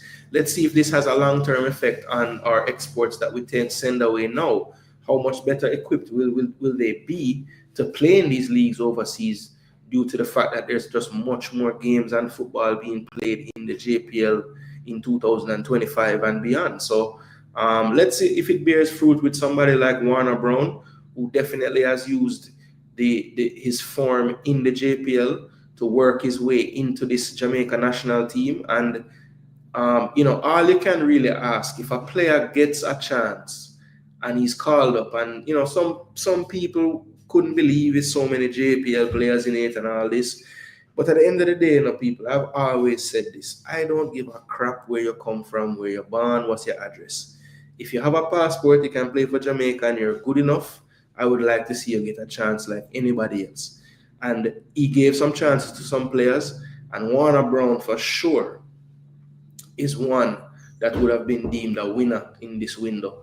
Warner Brown, congrats to you. I could see what it meant when you scored that goal as well. Even when you got subbed off and you're clapping the fans in the post-match when you're talking to the reporter, you can just see the pride that you have, and you love to see it because you can tell that he's a youth that just wants to learn. I saw every single player on that pitch, whether it was a locally bred and born player or an overseas player. They all seem to be trying to give Warner Brown advice. And every time Warner Brown was being spoken to, you could see he was looking them in the eyes, trying to soak up all the information. So that is things that you love to see. And I think, it must be said as well that a lot of the additions that I've seen lately into the Reggae Boyz squad, when it comes down to overseas players, they have that mentality that I think they need to have when they come into a team like the Jamaica setup. You know, maybe it's a part of the reason why we don't see certain players that we think are really good outside of Jamaica. You know, diaspora players. You know, it might be the chemistry. It might be they don't quite fit what the coach or what the administration want moving forward. You know, a certain type of personality. You know, maybe. You know, I don't think that should be the end all be all, but you have to factor that in as well. So look, Warner Brown, I can't give you no less than an 8, my boy. I think you deserve the highest mark of everyone. And as I said, it's not just the goal, it's everything around his play. The movement, the link up, the confidence. I don't remember him trying anything that didn't work. I mean, yes, he tried a lob, it didn't come off. But again, I thought that the sharpness of thought was there. But what was really impressive to me was just his overall technical ability, close control and good display. Got the ball a lot of times under heavy duress and was able to, you know, touch his way out of problem, lay it off, get back into position again, and a constant motor. You know, ran himself into the ground. When he came off, he had nothing left to give, and that's what you want to see from all the players. So Warner Brown gets an 8 from me. I don't think people in the chat will be very different, you know. Yeah, that was a giveaway, Guru, for sure. We say him look better than Antonio. Brown get a 7.5, says Jamrock. Yeah, I think the press conference gave it away. We said Grimmy would have started low even after the run bar. Brown get an 8 from Nitro, 9 from Richard Green. World-class strike. Warner grab his chance with both hands. That's very true. Brown get an 8.5 from Rob Smith. Magic Warner. One thing I love about the striker, he's always getting chances. Yeah, he stays active. Very, very high activity striker. 8.5 for Sadler. From Sadler, Brown earned the start, and I would be surprised to see him in the squad going forward. I like him attitude towards the game, his respect for the game. He'll only get better with more opportunity. Well said, Boss Thomas. Brown is fearless, like his play. Gangstar King said 8.9. Guru gave him an 8. Took his starting opportunity well, didn't look out of place or nervous. Man of the series, got us a draw and put us out in front. Very good player. Do I trust this coach? No, not fully. I do not trust the coach. One question for you, Jason. Do you think we unfairly misjudge players' abilities watching them playing against each other in the JPL? I don't know if it's unfair, Cygnus. I think it's just hard to rate them properly because they don't really get tested in the league very much. I mean, when they play the good teams, when the good teams play each other, that would be the one place you could maybe see, like, you know, when it gets down to the playoffs and stuff and you watch those games, you could maybe do some proper analysis of how good they are. But even then, the pace of the play is not sustained long enough. So I would always say a better barometer is like when they face, you know, when they get to the CONCACAF competitions, they play other Caribbean teams, they play an MLS team, a Liga MX team, a Costa Rican team. Those would be the better places to really judge them on that type of scale. I don't think it's difficult to really judge them playing the JPL, honestly. Taco Boza going to get back his form. Boza used to take on players and make good runs. Now he's just too comfortable and focused. Yeah, he don't do it no more, man. 8.8 says Nigel. What was the highest one we got? We got a 9 point something yet. 8.9. So nobody don't book the 9, but 8.9. Okay, pristine with the 9. Thank you. Goontown said, how about Anglin's cameo showed biting midfield? I don't know, bro. Anglin just give away the ball and cause a transition problem. I remember him doing that. And he got a yellow card. I don't know. Anglin is a mystery to me, man. It's like he is beloved by people. I don't see it. I just don't see it. People were saying no JPL player should be in the team, but Warner Brown silenced a lot of the critics. Yes, sir. Brown assists Gray and getting a goal, and the boy missed the goal. Yeah, he never set up his body right. I thought him overrun it a little bit. I don't care what zip code you were born in. A Jamaican is a Jamaican. That's a fact. It's good that you're coming around, Jason. I have never been on any side of that fence, Guru. just because you saw me on certain people platform, you think that I was a certain way, but you never ever listen me talk. It's like you never hear the people that must say, I drink the cocoa juice all the time. But I understand it. I'm glad that you at least give me a chance to hear my perspective on things, because I am a fair beater and praiser. It don't have nothing to do with where they come from. At least I think I try to be. I might not always get it right, but it is not my intention to contribute any more to this stupid narrative that's always going around. Ball can be analyzed every kind of way. Jalmaro Calvin get a call up too. Yeah, I think if Jalmaro had played better in the Trinidad series, he might have been in this roster too. Anyone else saw the clip of Hayden giving? Yep, I saw that. I saw that. I just was talking about it as well. Bowser should be embarrassed that a JPL player took his game. It should be a wake-up call for him. Good game, Warner Brown. Stay hungry and focus. Since all the teams been good, I see Fleming, East, and Ravel having dinner in Saudi. Oh yeah? Plotting their comeback. 8.5 for Brown. What kind of madness about looking better than Antonio? I just left that question alone, you know, man. Or that comment alone. There are some real bad teams in the JPL. Way to judge the best during the playoffs. Yeah, that's what I said. Like, the playoffs would be a better judge of, like, you know, the level of some of the players, you know? Because I think they have to be playing opposition that tests them at least. It was very good to see Hayden talk to the Cephas. Yes, I like that they're trying to talk him through the stuff, you know, and I hope he's receptive and not like, hey, brother, man, I do my thing, allow me. We still need to see Warner run against better level teams before we all get too excited. Still a decent performance. True. Yeah, I tried to be Rob Smith. I tried to be. Sometimes I might not come off that way, but, you know, sometimes you might just don't agree. But just know, say me I be fair. I mean, it's not an agenda or anything. And I don't think people that speak strongly about the JPL needing to improve have an agenda either. That's just their perspective. People just need to realize you're not going to always see things the same. It's a lack of knowledge from fans. A good performing JPL player will play better with the better players in our senior team. Yeah, I don't think it's like a JPL player that's been performing well could play with the better senior players and have a bad game, or they could have a good game. But I don't think that's just all predicated on the JPL. I do think that there are players in the JPL that could have been playing outside of the JPL right now. For whatever reason, it just hasn't happened. So I think it's unfair to just say that player is a JPL baller. Like, for example, there was a time in Warner Brown's career already, in his young career, that somewhere overseas saw it fit for them to give him a chance and put him in their team. So is he quote unquote a JPL baller if he has already played outside the JPL too? Like, that's where it gets kind of tricky, you know.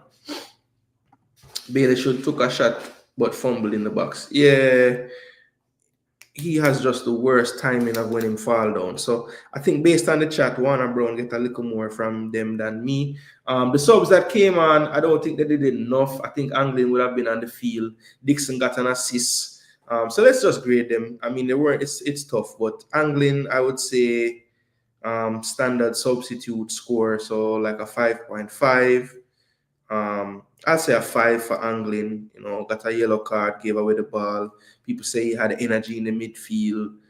I don't really know exactly what he did. I mean, he won back the ball that kind of started the transition that ended up in the third goal. So he was a part of winning that ball back, which was good. But I'll say a 5, you know, for Anglin off the bench. Low, the same. Don't think he did enough to affect anything. So a 5. And I'll give Dixon a bit more than them because he got the assist. Was a very good one at that. So I'll say a 6.5 for Dixon. Just because he wasn't on the field that long to get more ratings than that. But a good cameo, and did his thing, did the one thing he had to do. So yeah, 5s for Anglin and Low, and Dixon gets a 6.5, getting some bonus points for setting up that goal for Cephas. Yeah, Dixon gets a 6.5, not because he did anything wrong, but because he only could do one thing and he did it well, you know. I think you're fair and you keep us fans honest. Yeah, look, we all have a voice, you know, and we're not gonna agree on everything, but at the end of the day, we're just having the convo. Someone needs to remind the coach that we have 5 subs and not 3 any more than the other team. Make all 5 changes. We need to use up all our subs and give more players experience. All right, Jamrock. Anglin 7. He's quicker than I thought. Made some good anticipations and won the ball. All right, Guru gave him a 7. I didn't see this big impact that he made in the 9 minutes he was on, but Guru, you're not the only one telling me this in the comment section. So I will pay close attention to Anglin's cameo to make sure I'm not downplaying it, because I never see all of this when I'm talking about. I hope to see Brandon Cover get an opportunity similar to Anglin, since both played in the under 23 qualifiers. Yeah, actually that was the Pan Am Games, I think it was, wasn't it? Or the CAC Games? Yeah, the CAC Games. Yeah, Anglin had a tough one in that tournament, I thought. All right, so that's the player ratings for the entire team for last night. Before we head out for the day, I want to just quickly tell you my winners and losers of the camp. So my winners, number 1 is Warner Brown for sure. I thought Warner Brown, it's going to be tough for him not to have a place in the striker pool. You know, even if he falls just short of making the Gold Cup, which I don't think will happen based on this, as long as he continues the season the way he's going. And we still have, you know, the injuries up front, and the coach decides not to go for strikers who I think he should be going for right now. I think Warner Brown, regardless of how much caps he gets moving forward in the near future, has to be considered a winner from this camp. For me, another winner in this camp is Isaac Hayden. I think Isaac Hayden, you know, we kind of knew from just that USA camp that we have really found somewhat of a solution in that area of the field. But I think this really drove it home for me. Seeing him play a game for Jamaica where he's not playing 6 and playing 8, and then seeing him play the next game in the 6 just drove it home even more for me. So Isaac Hayden, definitely a winner of this camp in my estimation. A third winner for me is actually a random one, I think, for some people, and it is Paul Simpson, people. And I'm going to tell you why. I have always had the impression that Steve McLaren is way past his best physically in his career. You know, he struggles to walk around. You can see that he's probably had a bunch of knee surgeries at this point. And just the energy levels of him being able to coach on the sidelines, I've never really got the impression that he's up for that physical challenge. So I think the fact that he brought in this guy, Paul Simpson, who obviously would have more recently been coaching at a higher level than him as a lead coach, can perhaps help a lot in the trainings in terms of different drills that they're doing. And I think a lot of the in-game instruction as well, he has definitely passed that on to him. In windows past, we have seen Merron Garden take up that mantle. We have seen even Trevor Sinclair on the touchline barking out instructions. We saw Richard Hartis doing it when he was around. So he's kind of, and we see him as well, but he does it mainly towards the end of games, it looks like. So, yeah, I think Paul Simpson for me is a winner this camp because he's announced himself to the public, well, at least to those like me who really pay close attention to this type of stuff, as another voice that maybe we can look to get ideas from. We can try to get an idea of how we want to play. I'm hopeful that at some point in the future, he actually gets a chance to face the media as well, because I would love to hear his thoughts and also hone in on his actual role, whether it's on game day, in trainings, if he'd like to elaborate on like what he actually does, because to me, it looks like he's going to form an integral part of the setup moving forward. So Paul Simpson addition, basically the head assistant coach now, looks like he's going to be a good addition as well. Also, another factor that needs to be addressed as far as Paul Simpson is the relationships again. So we have McLaren, who's probably been around a bit longer than Paul Simpson, maybe has a different age demographic that he really knows the players in. You know, Paul Simpson, a much younger maybe more in tune with the players that we're trying to get now. Coaching the likes of the U17s at the time frame when he did, a lot of those players now would be probably at that stage where they've, if they were planning on playing for England in the future, they're maybe thinking it's not going to happen anymore, in that mid to late 20s area where we want to really get these players over the line, where they still have a cycle or two to give to Jamaica, right? So strategic hire, I thought, in terms of relationships with the player pool and players in that player pool that we want to go after, and also just another mind that would have had experience at the international level with teams, with squads, building squads, setting up programs to peak at the right time for a squad, things of that nature. So I think the addition of Paul Simpson is actually going to be a good one moving forward. Now, those were the three that I thought were big winners for the camp. Honorable mentions, I thought Bobby Reid definitely would be someone I would have to mention as a positive. The only reason why this player didn't make this list is because he only got to play one game. But I thought Joel Latibodir, again, I thought would have been a winner this window, because he's a player that divides opinion very greatly amongst the fan base. I think at this point now, all the fans know that.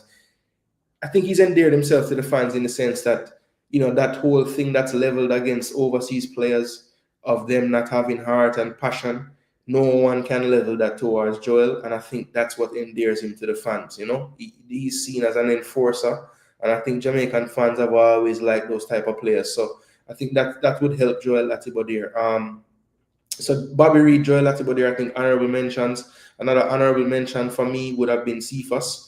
I know he's another one that still divides opinion, but to be totally honest, whether it's starting or off the bench, I still actually think in our best available selection, if we call everybody, Cephas is probably a bench player for me, but a very good option off the bench. I think his skill set against a tired defense is really unplayable, to be honest. So yeah, I think Cephas probably would have been just close to getting in this winners pool. But I do think that, most things that we would have known, we probably knew already. I think Cephas just pretty much proved that, yes, we can rely on him as an impact player in those small spells, right? So winners again, Warner Brown, Isaac Hayden, Paul Simpson, the new assistant coach. Honorable mentions, Bobby Reid, Joel Latibodir, and Ronaldo Cephas. So for me, the biggest loser, and it's very sad because obviously the biggest winner for me was Warner Brown. So clearly the biggest loser for me would have to be Boza. And I think right now, the issue for Boza is going to be this. I think Steve McLaren mentioned in the press conference, which I'm not going to have time to play today, which is fine. But basically he said that, he wants his forward to be able to link play, back to goal, running the channels, running behind, obviously be a goal threat. When you look at Boza's skill set, really and truly, what does he excel at as a striker? And I think that's one of the reasons why you have seen him bounce around from wide to the striker role in a lot of his teams where he's been. Because I don't think consistently enough he does all the things a striker does with enough consistency, whether that's running in behind, whether that's holding and linking up the play, whether that's combining with other teammates, whether that's just being in the right position at the right time. A lot of the things I think that you'd want out of a striker, he kind of struggles with. And then when you factor in that he doesn't have the most confidence right now, and also he just doesn't quite look like he's 100% physically. He just looks a bit heavy. He looks, his legs are not moving, his reaction time isn't right. Just something is off with Boza right now. And I think, the timing with which Brown had these performances is just not a good timing for how Boza is playing. And, who knows? I mean, the progress that I've seen Antonio make from the point of his accident to now, I wouldn't put it past him to be ready for the summer, right? I don't know, that's asking a lot. It might not happen, but I wouldn't be shocked. Also, we know that recruitment is going on. I would think that he's looking at strikers in that recruitment somewhere. Also, we have the likes of Trevante Stewart improving every day over in Serbia. We have Javan East gone to Israel now. Maybe since he's in Europe somewhere, he'll get a look in, because obviously Costa Rica was not deemed to be a good enough place to be tracking the player from. So let's see that now that he's in Israel, if that changes. But for me, those two players would be knocking down the door for that spot that Boza currently occupies. And then when you add in that Warner Brown has pretty much kicked down the door, then I worry for Boza this summer. If everybody's healthy, is there actually a Jamaica squad that doesn't have Boza in it at all? Is that a possibility? I don't know. So for me, big loser from this window would have to be Boza. The next one I would say from this window, biggest loser from this window, I would say, besides Boza, is what's the person name now?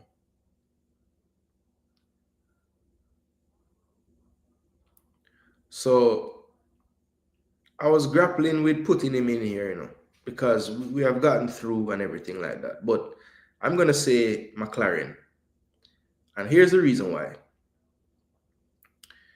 So Steve McLaren, one of the things that I wanted to talk about, and I'll just lump in the coach assessment with this whole thing I'm going to talk about now. And sorry to the chat. I mean, I know I've been kind of away, but you guys keep the conversation going in there. I just want to get through this part before the show is over.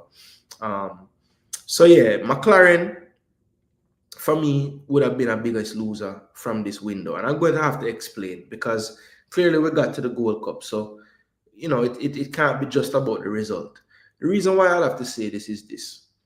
It seems as if the more and more he has control of this team, the more and more we're realizing that he doesn't really want, or I won't say want, but he seems to be a delegator.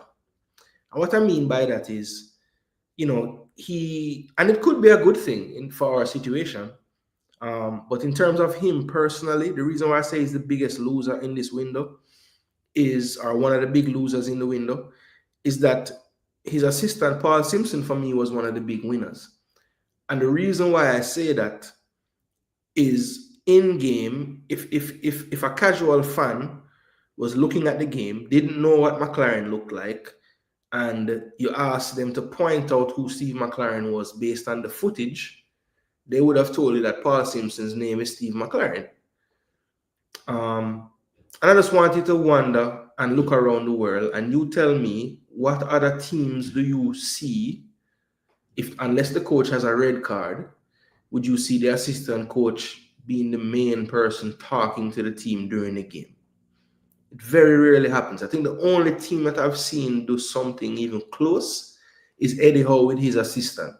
And typically they're standing side by side, both talking. But even when I've seen Eddie Howe go talk to someone else on the bench, the assistant will be standing there, keep barking out instructions during that time.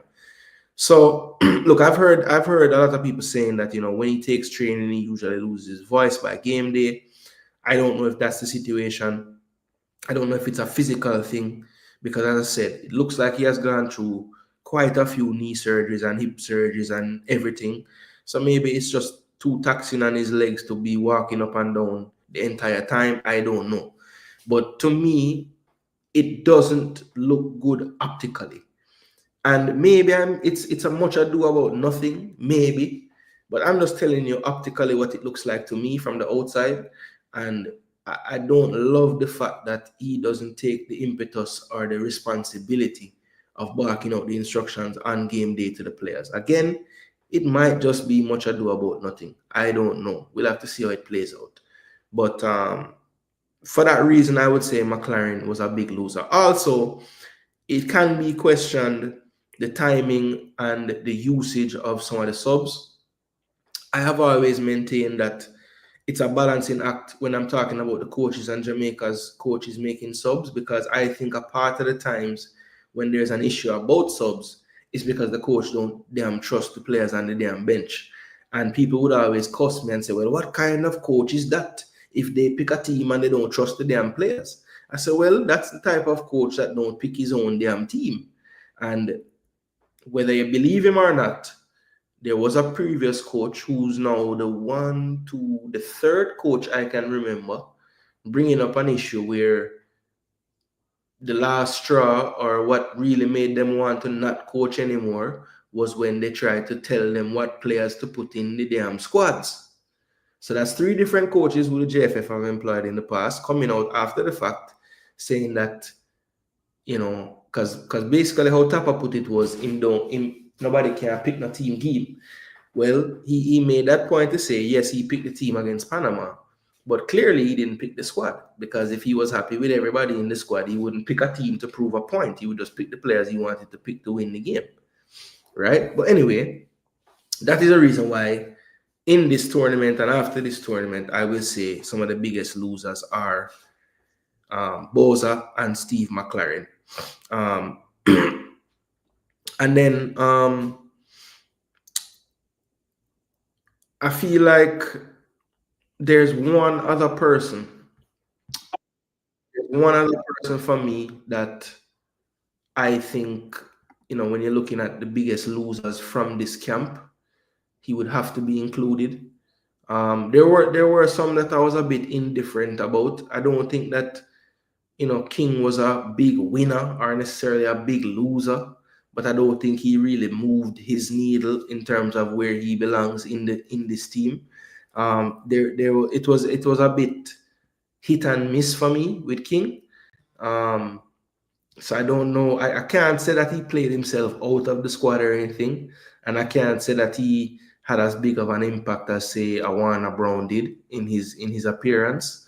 But yeah, the other player for me that was a big loser in terms of his status would have to been Sule Makala. So he had the big mistake in the first game. I thought overall just wasn't quite up to the fight. So yeah, I would say Sule Makala, who is a player that I have always said I had time for, but just did not turn up in the first game. I thought he was really bad, really poor. I can't remember one thing that he did, exceptionally, or even to a level that I would be happy with. So yeah, Sule, rough go of it.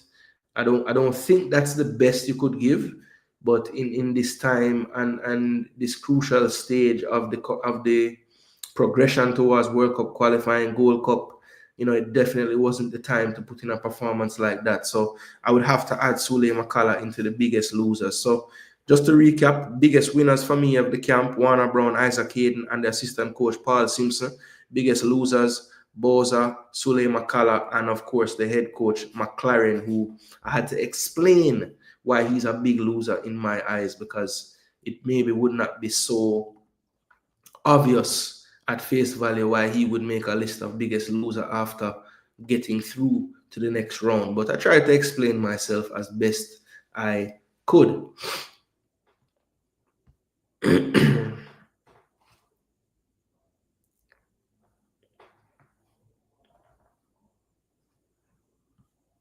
Where's him? Could have been in a wheelchair.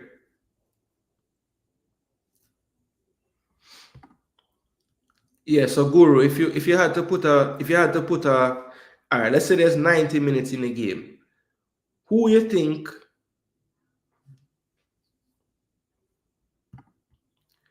No, it's not about a school of thought or reverting to anything.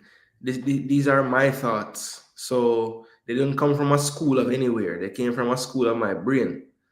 As I said, you can disagree with what I'm saying, but this don't mean that I'm reverting to anybody's school of thought. Come on, Guru, man. Reason better than that, brother. King is a squad staple. Not to me. I don't think he should have been in all these squads that we've picked in the past. So I mean, yes, he's a squad staple in the sense of reality, but this is me giving a take from a theoretical point of view. So if I don't think he's a squad staple, then I can speak about him the way I am. You know what I mean?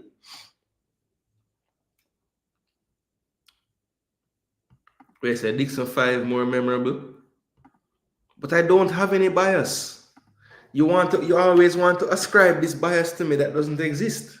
I'm not biased in any way.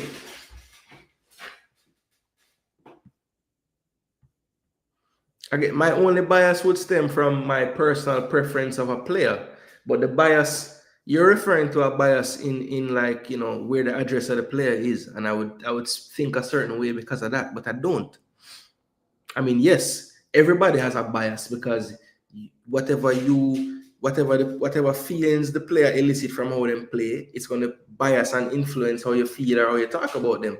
But it doesn't have to necessarily be an address bias, because I think that's what you're referring to when you talk about JD school of thought, because that's the whole thing, right? Moran Garden must leave from around the team. His involvement is counterproductive. Yeah, Moran is our biggest loser too, I never put him on the list, but Moran in this window, biggest loser, because he basically get pushed a little further down the pecking order, because it looked like, there was Trevor Sinclair was already there, Hartis was there, but it looked like Paul Simpson have a little more influence than even Hartis had. So it just pushing Moran further and further away, where he might have had one person in between him and McLaren ears. Now it looked like about two more. So yeah. And it's one of the first teams that I don't remember the coach saying, well, Moran told me about the player, so he's getting more of his own grasp. I'm sure they still talk about it all, but he's getting more of a grasp on it. And he said that the January camps were invaluable. He said that at least 4 or 5 times in communication in the press conferences. So, yep. He's a staple based on inclusion from the JPL best players. We will always aim to pull a player from the JPL. True. The only reason he bring Dixon on is because of the fans. The coach acting like he don't trust the players. He's scared to make changes. Yeah, look, on this change thing, right? I was calling for a change. I said, I think it was about, and it was after Blake got the first treatment, not the one where he had the collision, but when he jumped up to punch a ball and he went down. When he got up, they showed a picture of him after he cleared the ball, and he looked over to the bench and he was like, yo, come on, take off. Because I think at one point he was yelling at Cephas to run back from the left. And I think he was basically saying, like, Dimi, Cephas, Bailey, they're all tired. Like, make some subs. Like, bring on some people. So he took off Warner Brown and brought on Anglin, which then moved Cephas central, moved Gray to the left. And interestingly enough, they just basically went away from a number 10 and just played Anglin and Bobby as 8s in that next stretch. But then it wasn't until what, the 90th minute or so when they made the change. Yeah, the 90th, the 87th minute, Hayden came off for low, and the 90th minute, which was right after the own goal, Dixon came on for Damari Gray. So Bailey survived the 90. Cephas played the entire 90 as well, and he was dead tired. So yeah, it was a situation where at 1-0, I think the coach, you could say coward, but I think he was looking at it like, look, if they were to equalize, because you have to, as a coach, think of all the scenarios. If they were to equalize, that would have meant extra time. Do you want to take off all those players right in that moment, or, at that point? Yes, they were getting a bit more in the game because they were taking more risks, but maybe he was also thinking, these are the guys I want to get more space on the ball in transition. The Cephas of the world, the Grays, the Baileys, and the Reeds, those are the ones I want to, drive home that counter when we get that option or that opportunity. Because you could see that they were starting to take off defenders and bring on attackers, so their shape was getting more and more out of shape, more and more susceptible to us attacking them. And maybe he saw that those players could maybe get us that second goal, then he would make the changes. We'd have to ask him exactly what he was thinking in the moment, but can we really beat him if the subs that he brought on worked? Because I'm hearing some of you say Anglin did his thing in his cameo. I don't think Lowe really affected the game very much. It was just another a fresh body to come on for Hayden, who was cramping up real bad. And then Kaim Dixon got an assist in his injury time cameo. So I don't know if he can get just beat for not making the subs. When you look at the bench players, right? He didn't bring on Nicholson, Kyle Ming. Did you guys want Lembikisa to come off for Kyle Ming? I thought Lembikisa was okay physically. You know, he could have brought on McCullough when Hayden was tiring, but he went for Damian Lowe instead. Tyreek McGee as an attacking midfielder, was he needed or necessary in the game? Did you want him to play? You know, the other sub on the bench would have been Jamali Waite and Shaquan Davis. Then we could have, you know, I guess he could have brought on Fitzroy Cummins, but then none of that same worse coward because he would have probably bring on Cummins for an attacker to make a back five. Ainsworth, did y'all want to see him come on at left back? You know, Lati was probably playing well enough to not come off. So, you know, the sub obviously would have been earlier. Just wanted to see Dixon come on earlier. And I can't disagree with that, right? If Damari Gray had come off in the 80th minute or the 75th minute, I don't think it would have made Jamaica not win the game, you know? So, but look, it wasn't until the 89th minute that own goal scored. So the game was in the balance all the way up until then. And I guess he thought that we were holding them enough at arm's length to not have to panic and make a sub. I just thought that the game required us to make some fresh leg subs. And he kind of took a little long. But look, hindsight is 2020. And in hindsight, his vision was pretty clear. We won the game 3-0. Better result than we thought it was going to be going into the injury time phase of the game. So, yeah. Why bring players to the squad and scared to play them? This coach must be studied. Boy, Tycoon, I can't beat him all the way, but him can get some beating because in real time when I watch the game, I see the legs going in CFAS. I see barely legs going. We could have seen one of our legs going as well. We could have seen Gray legs going. Hayden start cramp up. But yeah, as you say, is it a trust thing or is he just reluctant? Because, I mean, we have had squads where it wasn't such a heavy mixing of JPL local players, and he still doesn't really bring in the changes that early. So I think with his changes, he's just a conservative coach. I think that's what he's showing us right now.